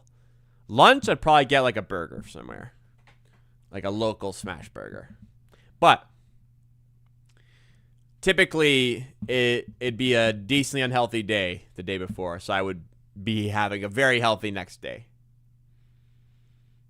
So give me the line here. The Raptors up 76-61. You know, you look at the score and you're happy the Raptors are up 15, of course. But, you know, you think back to what you had and you get a little nervous. But if you just turn the game on, you'd be like, oh, sweet, we're up by now 16 with a free throw by Ingram. Huff met up top by Murray Boyles. Hands off to Siakam. Now Jackson, they get the switch they're looking for. Can they use it? Jackson misses at the rim instead. Other side, Barnes. Running the floor. He's blocked by Huff. Quite a few blocks by this Pacers team today. Walker lobbed up to Huff. He's fouled by Murray Boyles. He'll be on the floor because he didn't have the ball. I am an advocate that alley-oops, fouls on alley-oop attempts should be shooting fouls because he's going up to shoot it. He's not going up to just catch it and come down. But they're always on the floor. I'm an advocate to change the rules. Huff on the inbound. Gives it back to Jackson under the rim again. This time he also misses, but he's fouled by Battle and will head to the line. Jackson, the only Pacers player, I think, in the positive in that first half. I'll just double check that. Yes. Well, actually, no. TJ McConnell also +7 tonight. Wow, TJ McConnell's +7. Jackson free throw is off the mark. His Battle coming up limping a little bit. That would be a shame. So let's see what happened here. It looks like he's heading to the locker room. Oh, yeah, just rolled it there. That's not good. Poor guy. I mean, getting a start today, getting minutes, and you never want to see that. Hopefully he is all right. Raptors may have to dip a little bit further into their bench tonight. We'll see. Well, I only played 3 minutes first half, so you just go to him a bit more. Jamal Shed to Grady Dick. Turnaround 2. No good this time. Murray Boyles has the rebound. That's Grady's 4th miss of the night. He's 7 of 11. He's playing well. Nice cut by Ingram. Coming up and throwing it down.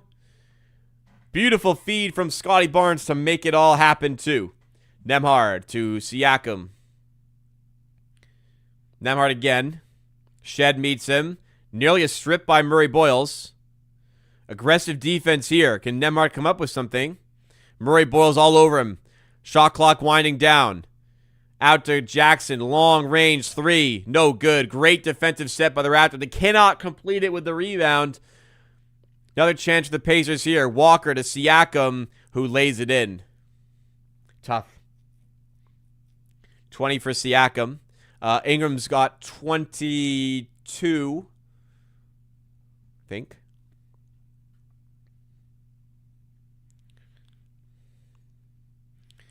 Everybody's holding his hand. Hopefully he is all right. We need him tonight. We need him tonight. Ingram. Heat check. Doesn't go on the 3. 15-point game. Indiana's in here. They're in the mix. Jackson to Siakam. Mismatch with Grady Dick defending. Does well to force the kick out. Jackson driving. Met by Barnes with the big time block. Other way. Barnes going right to the rim. No pressure from Siakam on defense. And Scotty Barnes makes them pay. All right, making enough big plays to keep the lead comfy. 17-point game for the Raptors. Ingram, Barnes, the dominating factors of the second half so far for the Raptors. More clock ticking away. 5:58 to go. Raptors feeling comfy in their spot.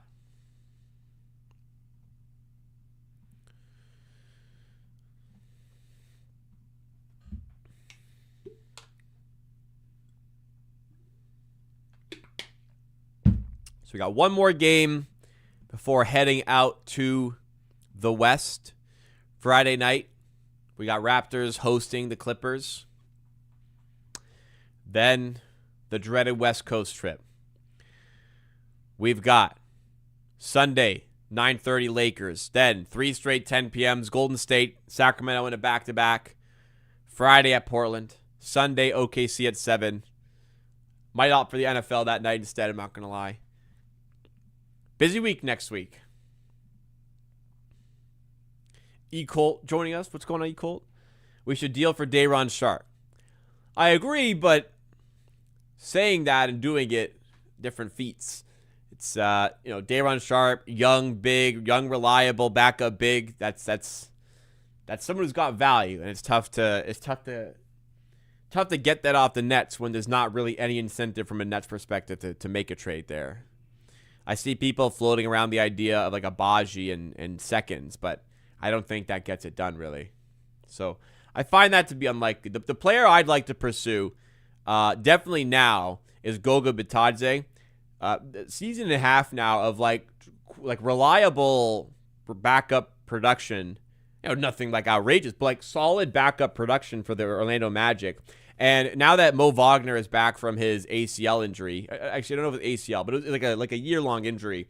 Now that Mo Wagner's back, they don't really have as much of a need for Goga Bitadze. So I think that could be an area where the Magic look to capitalize on some draft assets. That might be the more realistic version of a trade for the Raptors.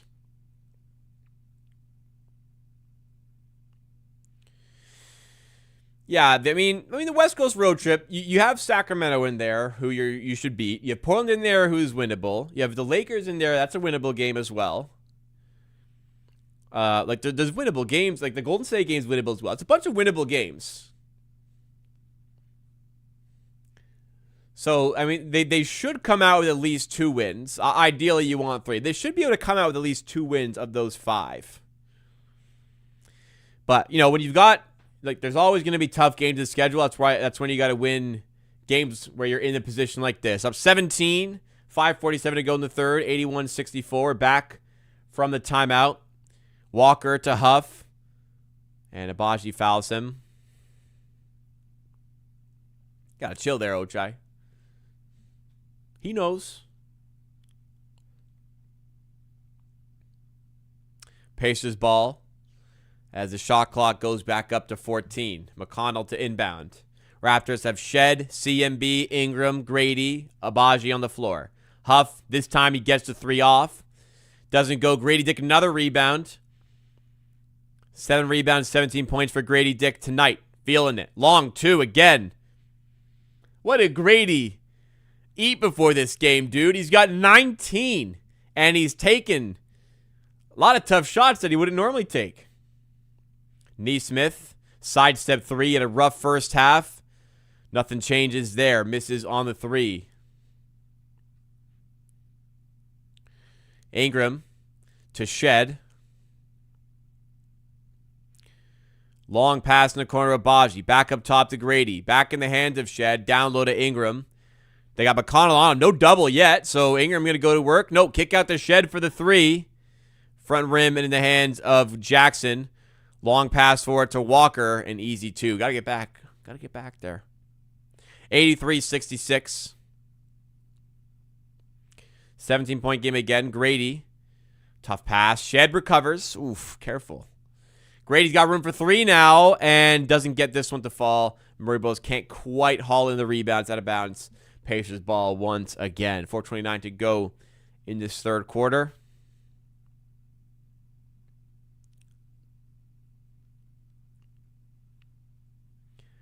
McConnell to Walker. Now Huff down low. Mismatch. Easy dunk for him. Right over top of Jamal Shed.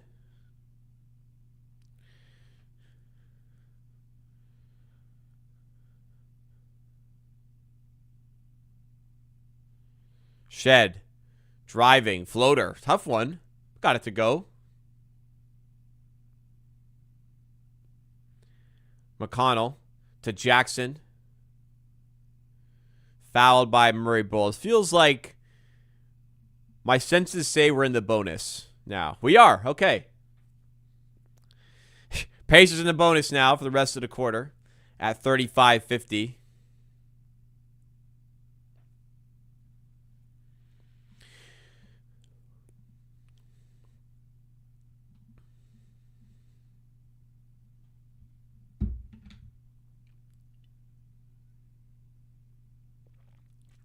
Good Lord. What a swish. You guys hear that? Oh, my goodness.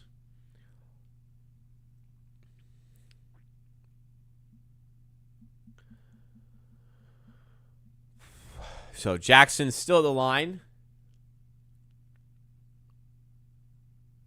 85-60. I think it's 83-69.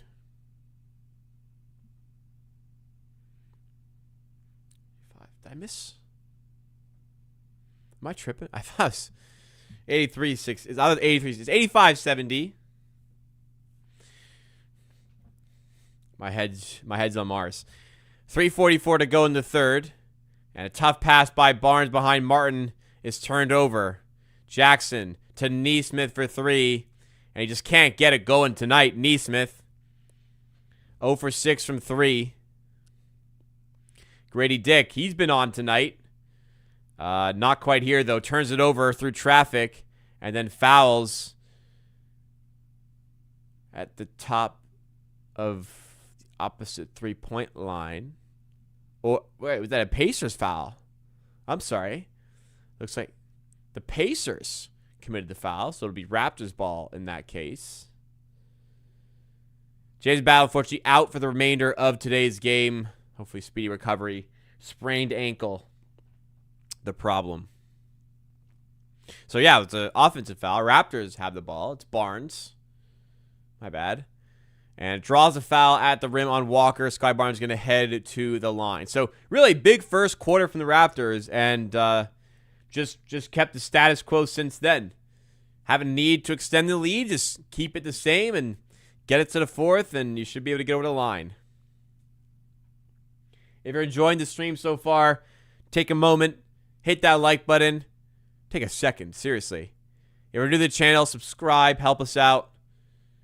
We've got a lot of new subs today. Wow, a lot of new subs today. Thank you so much to everybody who's hit that subscribe button.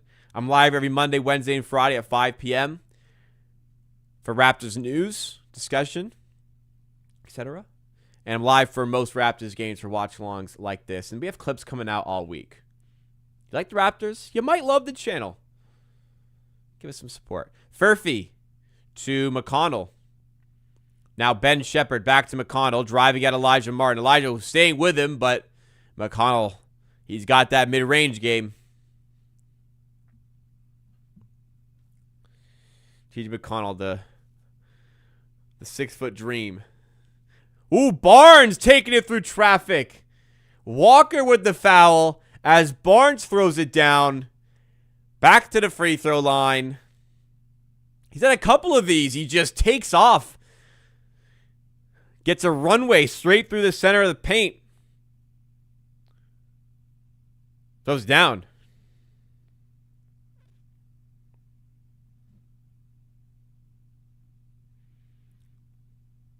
Damn, Real Madrid lost again today? They already played today.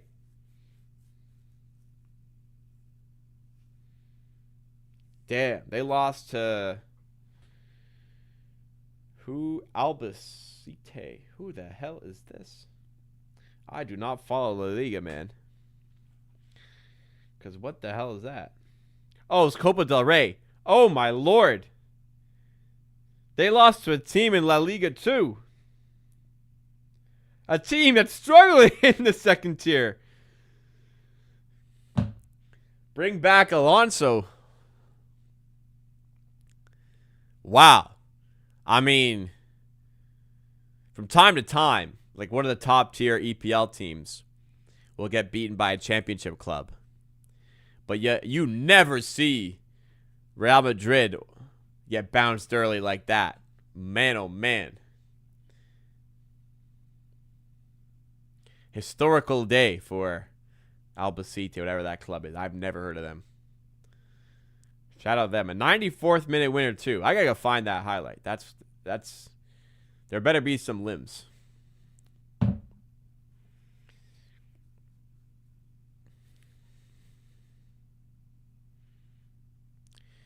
$89-73. Siakam is the line for a second free throw here for the Indiana Pacers. 2:27 to go in the third. Just finished quarter strong. Carry some momentum into the fourth. Get the job done. And Siakam makes the free throw. 89-74. Raptors in this familiar spot by 15. Grady to Barnes. Nice work for the zone defense. Elijah Martin can't get it to fall, but he's fouled in the process and will head to the line.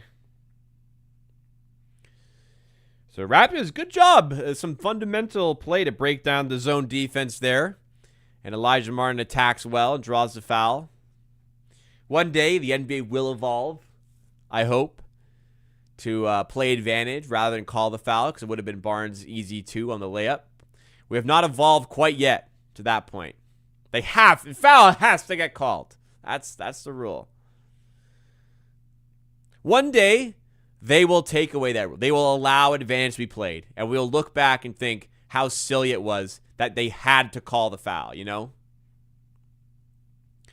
Grady Dick to Scotty Barnes.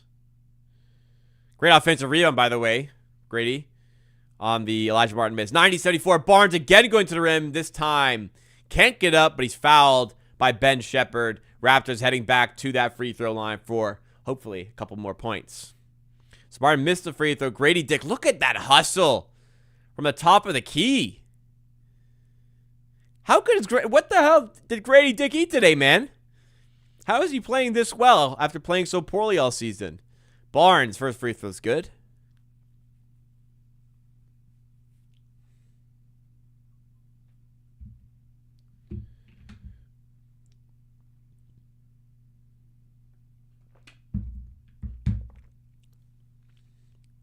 Second free throw bounces through.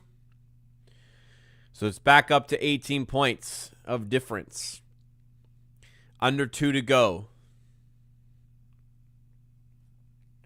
McConnell trapped. Gets it out to Potter.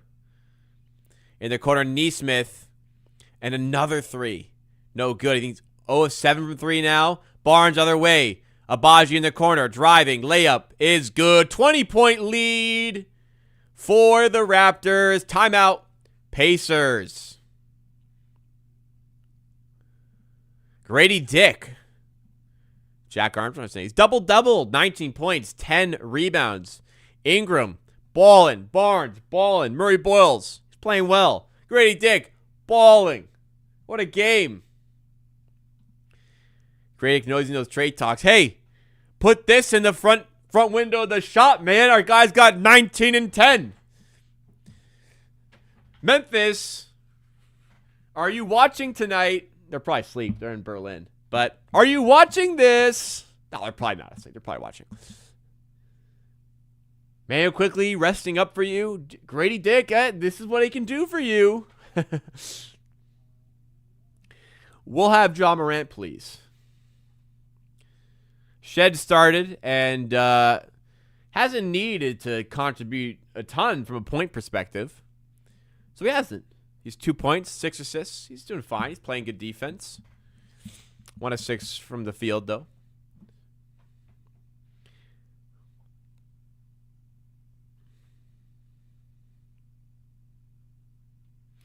A lot of Indiana football gear as their squad heads into the Natty on Monday. I'm excited for that game.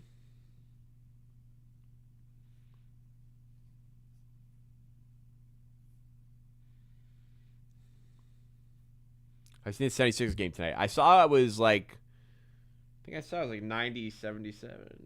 I think I saw the Cavs up by 13. I forget what the score was. No, it could have been 90, 77. I don't know. I saw them up by 13. McConnell layup. Oh, he's blocked by Abaji. Raptors defense once again coming through.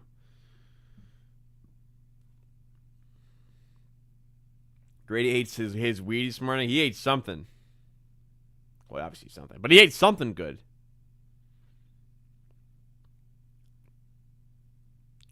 Corner for Furphy. Doesn't go. Lawson doing well on the glass. Out to Scotty Barnes.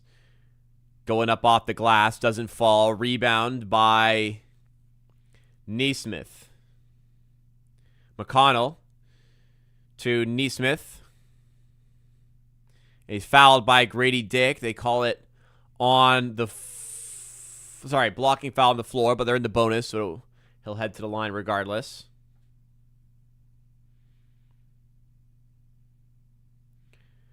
The thing that will, like, if Jamal Shead wants to become like an everyday starting point guard in the NBA, the offense just needs to become a little bit more of a threat.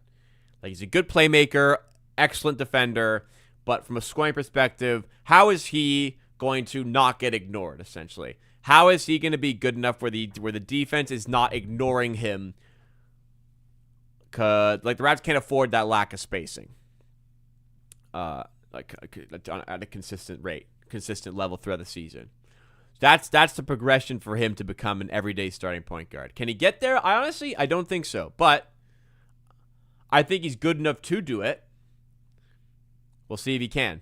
An errant attempt on an alley-oop for Martin and Grady. Doesn't come off. So he gives Pacers the ball here. Shot clock, game clock separated by about 31 seconds. Shot clock down to 11 here. 8 on the shot clock. McConnell taking his time, sizing it up, giving to Siakam his 3. He's been good from 3 tonight. This time it doesn't go. Tony Bradley on the rebound. Fouled by A.J. Lawson and is going to head to the line. Tony Bradley, potential future Raptor.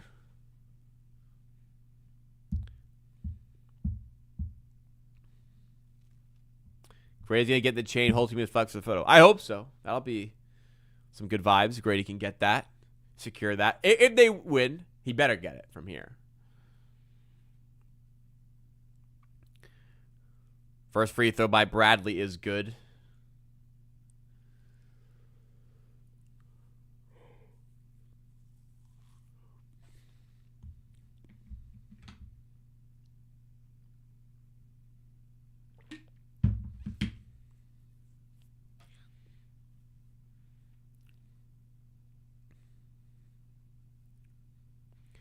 Tony Bradley once again at the line.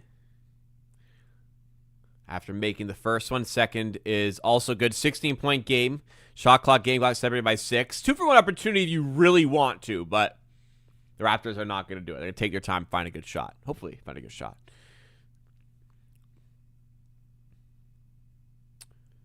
Shot clock down at 8.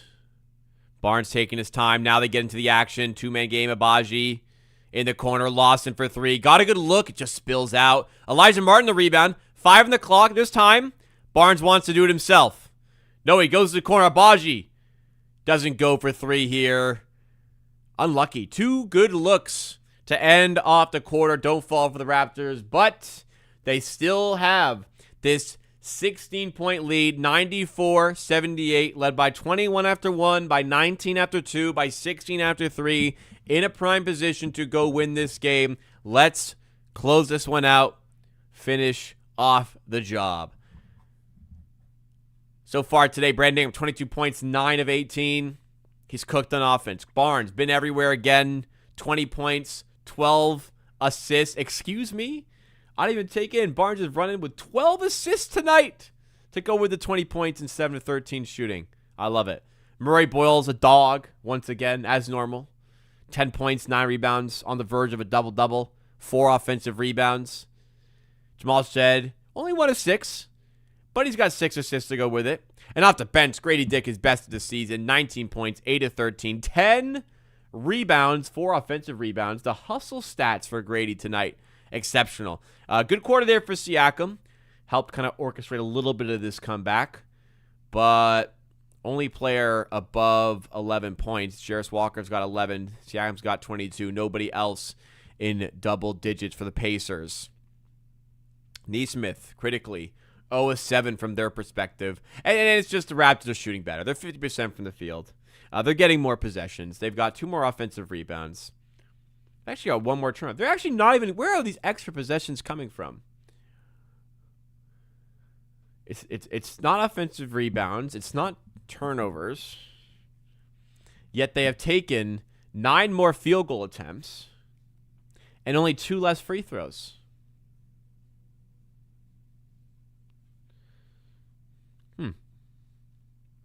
Well, anyways, they're shooting better, and they're getting more shots. They're winning by 16. That's how it works, usually. 20 and 12 as a forward is a pretty ludicrous stat line. He's 5 rebounds away from a triple-double. I do not put it beyond him getting 5 rebounds in this quarter.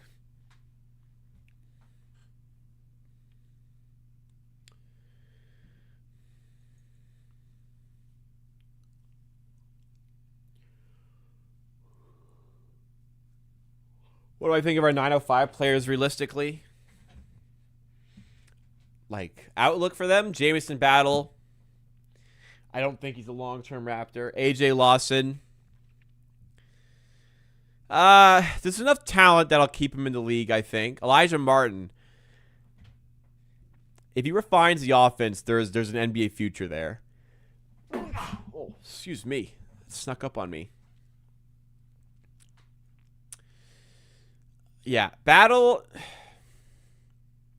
I like all 3 of them. I like having them all on the team. In 10 years, who's the most likely to still be in the NBA? Think Elijah Martin. But to be honest, it's possible none of them are in the NBA in 10 years. I mean, AJ Lawson's older, so. 5 years. Let's say 5 years. 5 years. Are they all in the NBA? Wonder what I'd set the price at that as.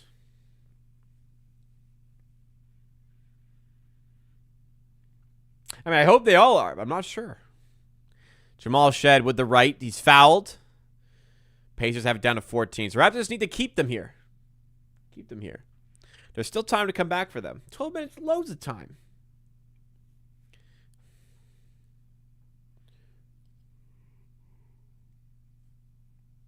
Excuse me.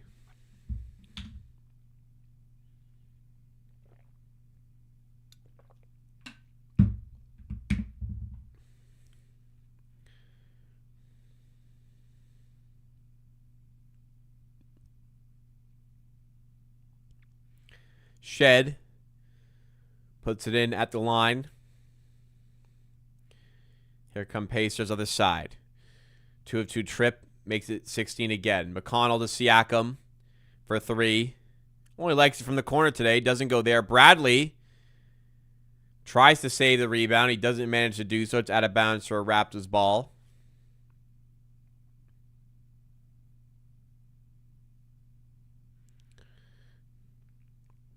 Shed driving, dishing to Lawson. He puts the other side to Abaji. Barnes now just above the break. Siakam defending. Pass to Shed.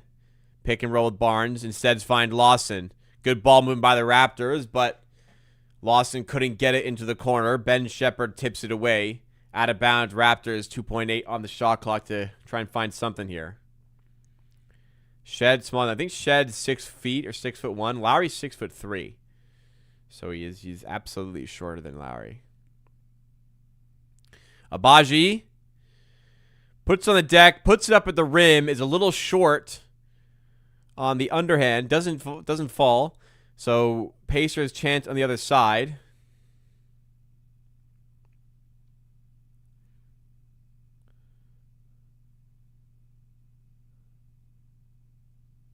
Jackson to McConnell. In mid-range, finishes back to 14-point game. Pacers crowd getting into a bit. Why in the player stats, Pirtle, Barrett, and Pirtle's names is not listed there?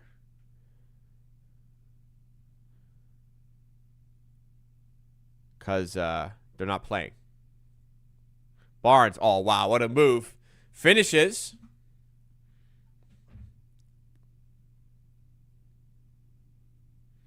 Ben Shepherd.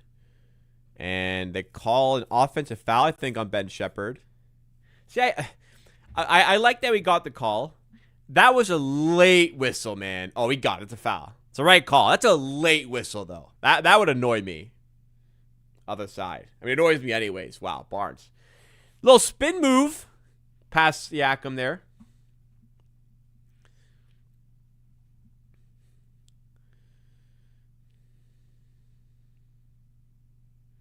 If it's a foul, call it, blow the whistle, you know?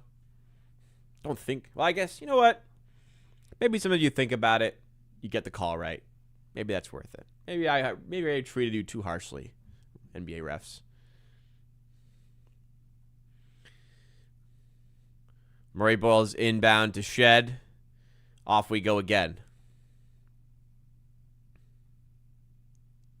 Shed. Trying to find some room. He runs out, so he has to kind of launch it back to half court. A.J. Lawson recovers. Gives it to Ingram. Steps into a three. It's off the mark in the hands of Jackson. Now Nembhard. Siakam. Ingram defending. Double comes, as it has so often tonight. Working around the perimeter to Jackson, who drills the long-range three through the outstretched hand of a Raptors defender. Defense was on point there, but sometimes the shot just falls. As we learned on Monday, sometimes the shots fall and continue to fall and keep falling all night long. Abaji above the break three. Looks good. Ooh, just off. Rattles away. Pacers within 13. They're starting to believe potentially. Got to shut it down if we can. Siakam threw a ton of contact and won. So that could bring this to a 10-point game. And that'll make the Raptors really start to sweat now. To be fair, Murray Bowles did a pretty good job of trying to make sure he did not score on the foul, but Siakam powered through. Makes it an 11-point game. Chance to make it a 10-point game at the line. Raptors calling a timeout, trying to talk this over. But Pacers are starting to come back a little bit here.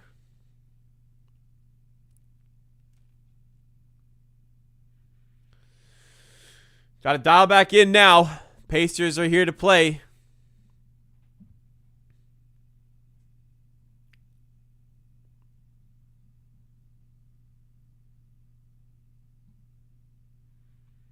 Work to do.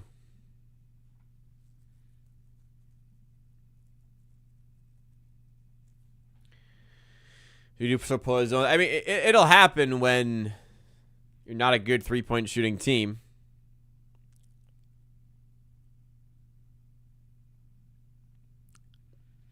What's going on in the Sixers game? Somebody was telling me about.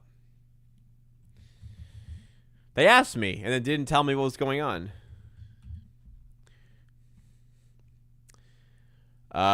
It is 185 in the Sixers-Cavaliers game. 15-point game there. Let's check on some other scores around the NBA. Bulls up by 9 on the Jazz at the half. Brooklyn 1 point up on the Pelicans at the half. That's an ass off right there. And then 3 more games tonight.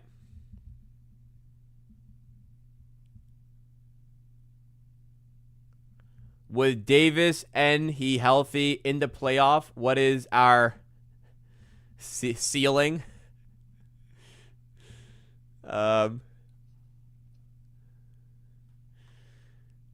Our ceiling Anthony Davis playoffs. Depends how much you give up to get him, I suppose. Let's say it's Pirtle, Barrett, Abaji. Ceiling.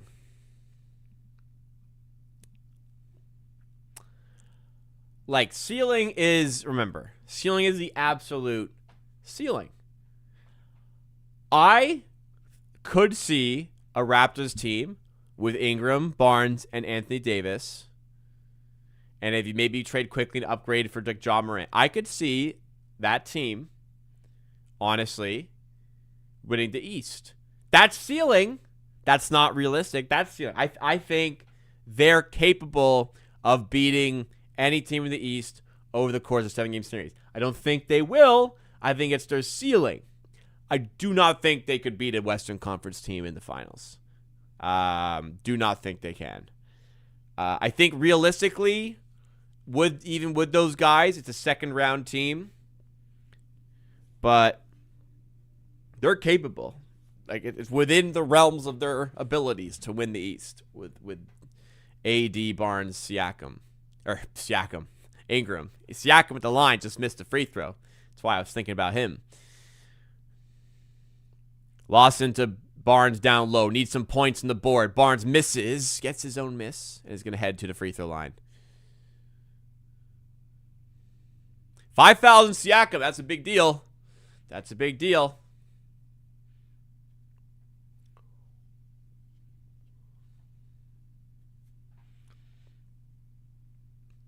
Barnes the line, misses the first free throw. Need these points. Need this point.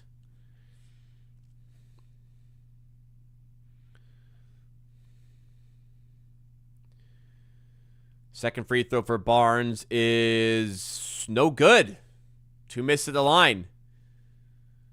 That probably won the fans something. Nembhard to Siakam. Bucket could make this a single-digit lead for the Raptors. First time in a long time.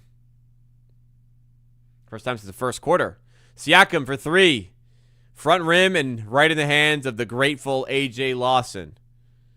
Shed over to Ingram.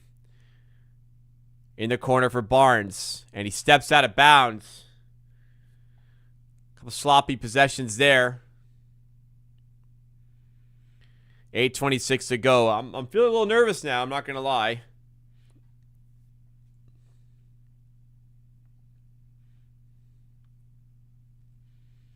Siakam to Nembhard. In mid-range, it's a 9-point game. Why has Gradenick been cut in half this year? Because last year he was playing well. This year he's not. So they don't want to play him. Easy. Lawson in the corner for 3. Raptors still can't get through this zone defense. This is where you want James Bell. I mean, Gradenick's playing well. He's got to come back in soon. No, Jackson for 3. Could have made it a 6-point game. Raptors need to lock in here. They're going to call in timeout, I think. No, Gradenick is going to check in. So he's been great tonight, but inconsistent with that jump shot all season. We'll see if he can start to expose this zone defense. So, I mean, Gradenick, at the very least, if they're going to run a zone, he's pulling guys out into different areas. That's what you want. So Pacers stay zone. Ingram for 3. Another chance goes begging for the Raptors. Cannot buy a bucket right now through this Pacers zone defense. And the 3-ball particularly letting the Raptors down in the second half. Siakam. Out to Furphy. Back to Siakam. Abaji all over him. And a foul called. Abaji again fouling late in the shot clock. You've done all the hard work for, over 20 seconds to play defense, and then you bail them out with a foul to reset the shot clock. Murray Boyle's going to come back in for Abaji. Hopefully frees up some looks down low. Get Murray Boyle's maybe the dunker spot again. But Raptors just not generating many good looks other than threes, but the threes unreliable as ever. Siakam hits the deck, turnover. Barnes on their way to Grady Dick. There is a well-taken layup, Grady Dick. That's how you do it. A season high of 21 for Grady. Siakam lays it past Barnes right back down to 9 points, but more time comes off the clock. 6:45 to go. Barnes working again in their corner. Grady Dick, this is why you're in. Doesn't go for three. Got to make some of these shots, man. Like, you're an NBA team. You got to eventually start making some threes. You're open enough. This is trouble. Nembhard, up fake. Gets inside, draws the foul. He's going to head to the line. Does this game show why Shed should not be our starting point guard? I wouldn't go...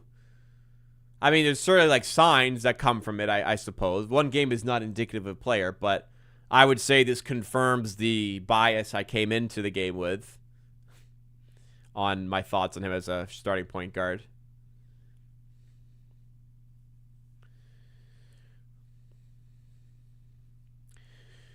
So down, quickly for his inconsistency this season. He spaces the floor. He's still respected. Mamu's out for today. Jamison Battle coming out with injuries. Raptors already not great three-point shooting team. Down a lot of shooters tonight.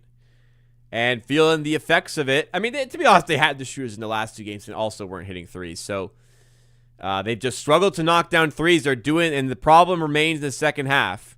Times like this, you got to stop. They're good looks for three, but you got to stop. You got to be greedy and get better looks down low now. Shed, floater. Like these sorts of shots. You just got to have that. Jamal Shed's got a floater with nobody on him. He simply got to make that play. Now foul, and it puts space in the bonus, so Furphy's going to head to the line. Yeah, you're 4 feet from the basket. Nobody's on you. You just got to have that if you're a basketball player in the NBA. Simple. And nothing falling for the Raptors here. So Furphy at the line to go even further into this lead. I'm not going to do a top 5 list right now. Sorry. Furphy for first free throw. Sorry. Doesn't go. Furphy for first free throw. That's a fucking tongue twister. Jamal Shed checking out here for the Raptors. Haven't scored in a while. I don't think. Misses both. Gets his own rebound, though. And then got fouled by Grady Dick. Yeah, that was a foul.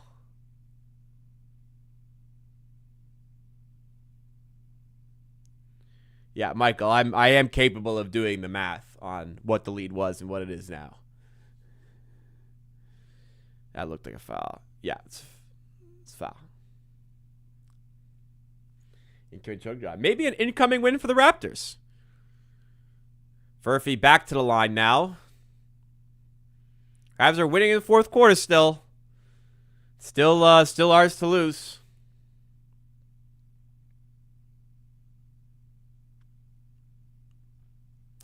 Second free throw for Furphy. Also no good. This time we get the rebound. 6-point game, though.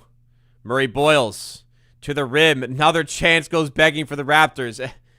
At some point, somebody's got to fucking score, man.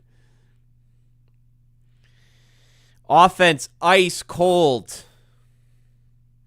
You can't make it, you can't just completely crumble when the other team goes to zone. Nembhard, tough layup, but he gets the fall. 4-point game. Timeout Raptors, and we are in trouble now. Raptors led by 17, was it? At the end of the quarter. Way too many empty possessions. And they're by 16 at the end of the third, sorry. Way too many empty possessions in a row now. When is the last time these guys scored? Raptors haven't scored since... well, granted, it's only been a minute and a half, but it was a Scotty Barnes. It was a Grady Dick transition layup. So last time the Raptors scored in the half court was almost 5 minutes ago. 5 minutes ago, when the Raptors last scored in the half court, it was Scotty Barnes. I'm actually not even sure it was. I'm just guessing. The earliest they could have scored, because it was Scotty Barnes' layup, could have been transition. It's possible they haven't scored in the half court in this quarter, and we're over halfway through the quarter. So that 16-point lead is now 4 as the Pacers just continue to rally. And it's a lot easier to play offense when your defense continues to get stops and you're always playing in transition. Opposition can't get set.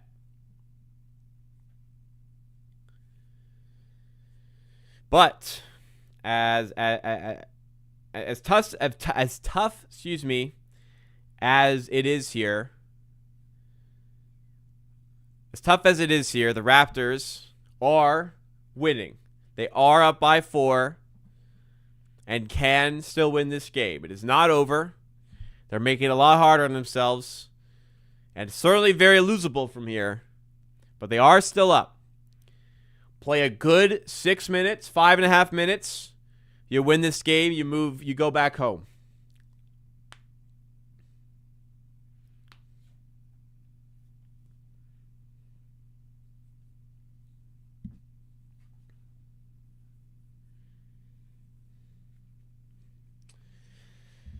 This would be rough.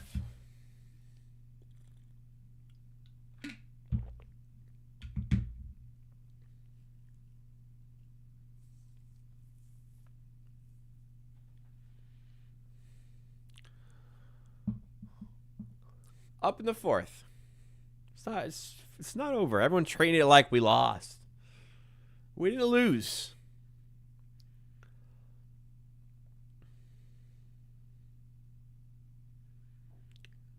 There's a 0 chance win by 12 now. Yeah. I don't think any team in NBA history has won by 12 when they're up by 4 with 5:34 to go. Your bet lost, pal. Call the number.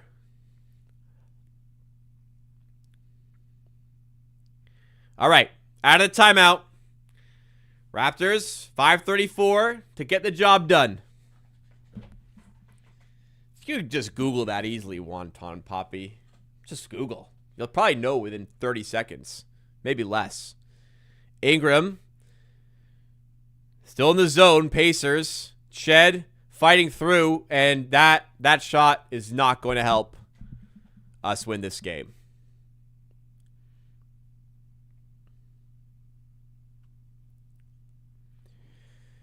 Still up 4, but really need to stop now. Would love a good shot on offense. Haven't had one of those in a while. Siakam for 3. Air ball. Tipped out. Think it came off Grady Dick, and it did. But it is 2.5 in the shot clock. Get this possession dealt with.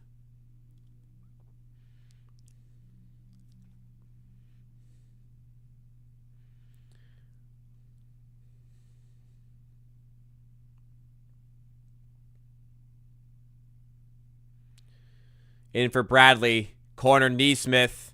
No good on the 3. 0 of 8 from 3 tonight, I think it is. He's 0 of something. I think it's 8 now. That would have been the perfect time to hit your first, eh? That would have just been perfect. All right. Find a way. Let's get times like this is why you have Brandon Ingram. Let's try to find a play for him. Somebody in the high post. Ingram trying to get through Nembhard. Now Shed for 3. Okay. I was about to complain that 3 straight possessions have come to semi-difficult shots from Jamal Shed. But he made it this time. All right. Siakam to Furphy for 3, and he responds immediately. 4-point game once again, 103-99.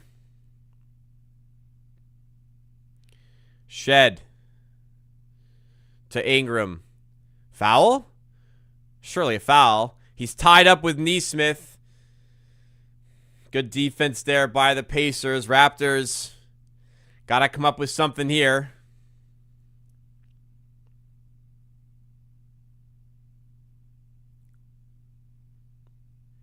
Every comment's just, we're going to lose this. If we lose this, if we lose that. We haven't lost yet.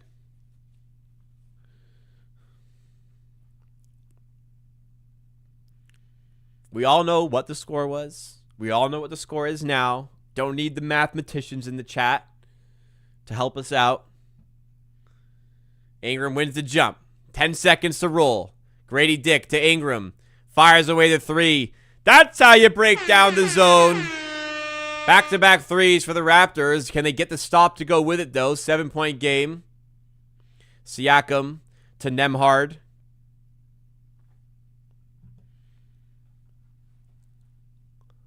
We're about a 5 fouls. Did not know that. That's not good. Siakam, also on 5 fouls with the ball, though. Finds Nembhard. Tough layup. Doesn't go this time. Barnes has it. Outlets to Ingram. Pass down low to Murray Bowles. Back to Ingram for three. Lights it up again. Back-to-back threes for Brandon Ingram. The Raptors lead extends back out to 10 points. 3:21 to go. Clutch buckets from Brandon Ingram when you needed it. I said, this is why you trade for a guy like Brandon Ingram. You get plays just like that. 3 straight threes for the Raptors. Still would like to get some looks down low, but at least a 3 ball is starting to work. Reminder, if you're enjoying the stream so far, please take a second to hit the like button.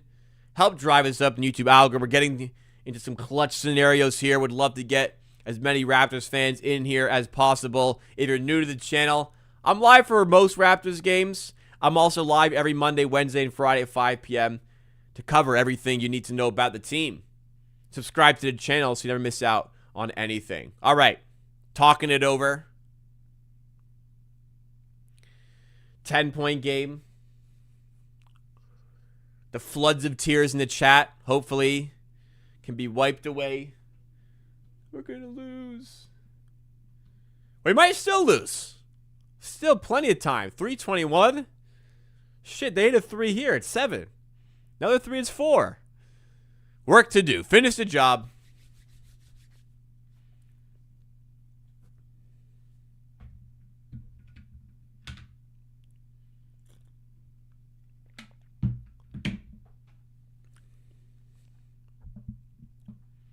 Inbound by Siakam to Nembhard. Siakam and Murray Boyles both on 5 fouls. Got to watch out for those. Siakam driving. They get the switch onto Grady Dick. Out to Nembhard for 3. Shed with a contest, and it's enough. Neesmith saves it briefly, but Shed bats it to Barnes. Go at Siakam. Lays it in. Smart play by Barnes. Had a pass, but with Siakam under the rim, he can't touch you. He can't touch you or he's out of the game. So Barnes able to lay it in. Raptors by 12. 111 to 99. Siakam driving through some contact. The bounce doesn't go. Rebound. Batted all the way out to Nembhard, though. 3 ball over top of Murray Boyles. Off the mark again. Rebound wrestled away from Ingram by Neesmith. Needed board here. Furphy lays it in. Back down to 10. Some precious seconds eaten away, but with 2 misses on the possession, Raptors will rue their opportunities they had to come away with a rebound. Grady to Barnes in the high post. Shoot. Yeah, shoot. Easy. That's how you break the zone. Get a guy in the high post, get him to turn, and if nobody's going to guard him, you just fucking shoot it. But you can have him playmaking out of those spots as well. What a game by Scotty Barnes, by the way. Siakam for 3, trying to shoot themselves back into it. Doesn't go. Grady Dick, another rebound. He's already got a double-double. Just adding on to that tally there. 113-101. Use up some clock. 9 on the shot clock for Ingram as the clock goes under 2 minutes. 5 on the shot clock. Ingram. Does he have something special in the bag? Obviously. Obviously. Gets to his spot. Attacks the Johnny Furphy matchup again. 14-point game. Just relax, guys. I told you guys. Relax. Everyone can fucking chill now. Everyone's so excited. And I don't get, everyone gets so excited to bitch. You guys love complaining and bitching. You relish the opportunity to bitch. People I've never seen in my life coming into the chat just to complain. I don't get it. You love to. I have a friend like this. When something bad happens to him, he loves it because he gets to fucking complain to somebody. He relishes the opportunity to moan. Not a good way to live, guys. Y'all need to relax. Coming out of the woods to complain. It can't be me. Can't be me. Be mad by yourself. To think, oh, fuck, Raptors are blowing the lead. To think when the Raptors are blowing the lead, I need to go on the random YouTube stream and bitch to the chat. Come on. Relax, man. Relax? I nearly lost 500. I wish you did, man. I would maybe have accepted a loss just to know you lost the bet. Call the number in the morning.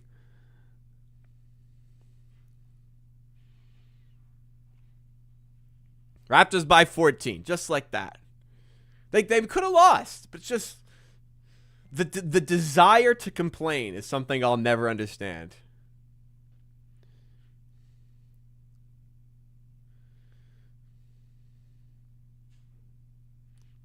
And my favorite is building up hypotheticals to be upset about.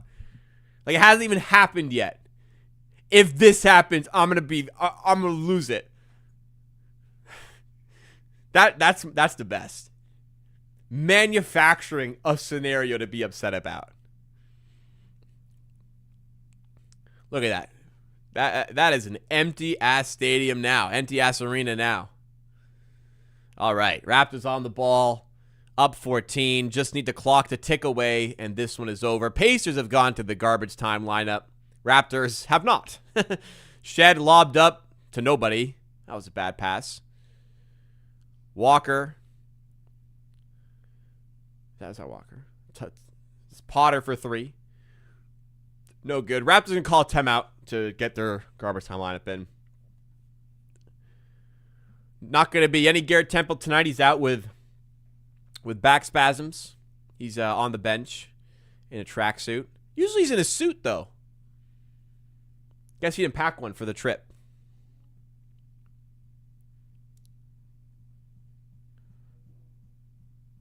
I don't like complaining. I would love if the chat could just be level-headed,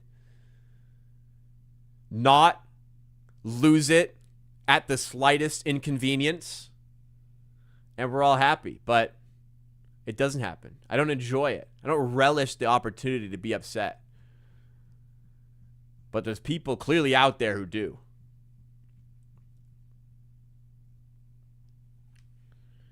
It upsets me to be upset. It upsets me when people enjoy being upset. One more assist from Nembhard. You lost. That money's gone. Never to be seen again. My recommendation, whatever's left in the account tomorrow morning, put it back in the bank. Move on. Close the app down.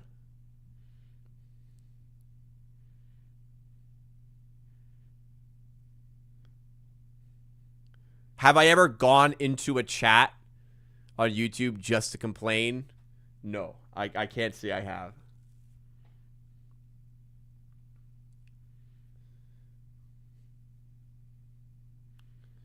$115, 101, 50.5 seconds. Raptors get in some of the bench. Not a lot of bench today. Amount of injuries. So Shed will stay in. Martin is in. Abaji is in. Mobo's in. Nearly thrown down the alley-oop. Going to head to the line. And Lawson is in as well.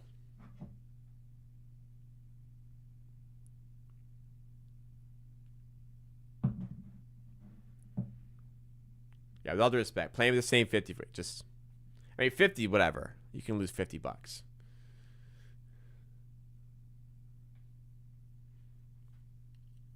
Mo with the line here, misses the first free throw. Just looking to close this one out. Probably one more serious possession, semi-serious, than probably dribbling out the clock. Mobo misses both. You know, when you only get like 40 seconds to play, you really got to show up for those 40 seconds. And, you know, stop like Lowry from being able to score in the Scotiabank Arena. And then missing free throws there. Walker lays it in, tried to lay it in. Mobo either blocked it or disrupted it enough to force the miss. Lawson will dribble it out. That is going to do it. He got a little shaky. In the fourth quarter. Definitely can't lie about that. But the Raptors' first quarter efforts and enough effort through the rest of the game helped propel them to a 14-point win over the Indiana Pacers, 115-101. Good stuff by the Raptors. Got dicey. They didn't panic. They played their game.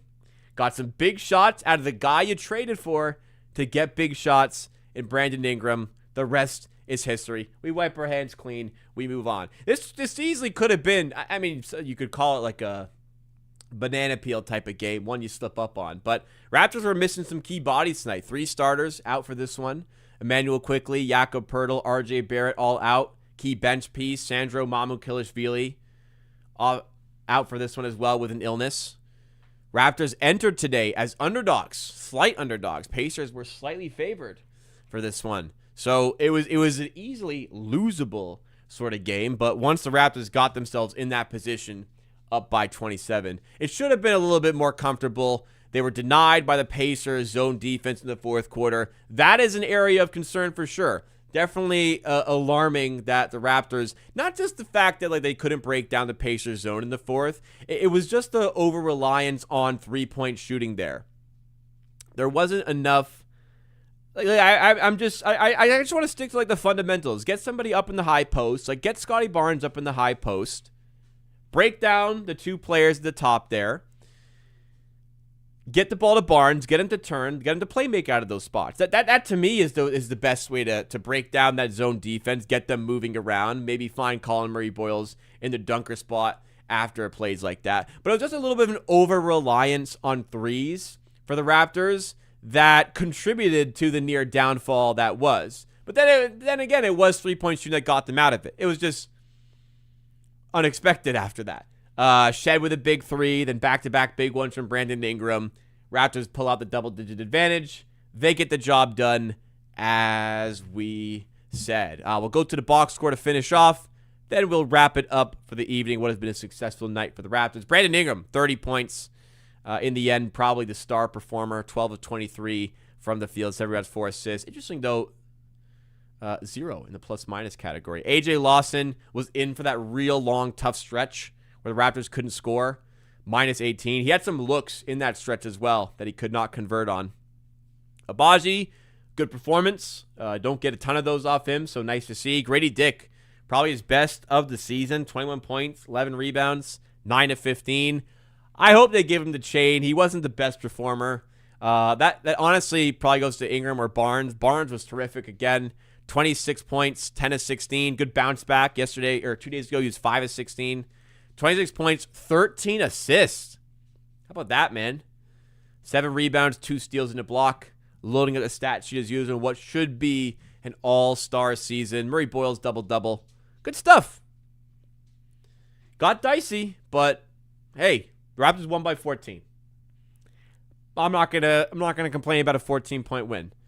I'll complain about the inability to break down his own defense by a not super stellar defensive team, but I'll take my 14-point win and walk away happy.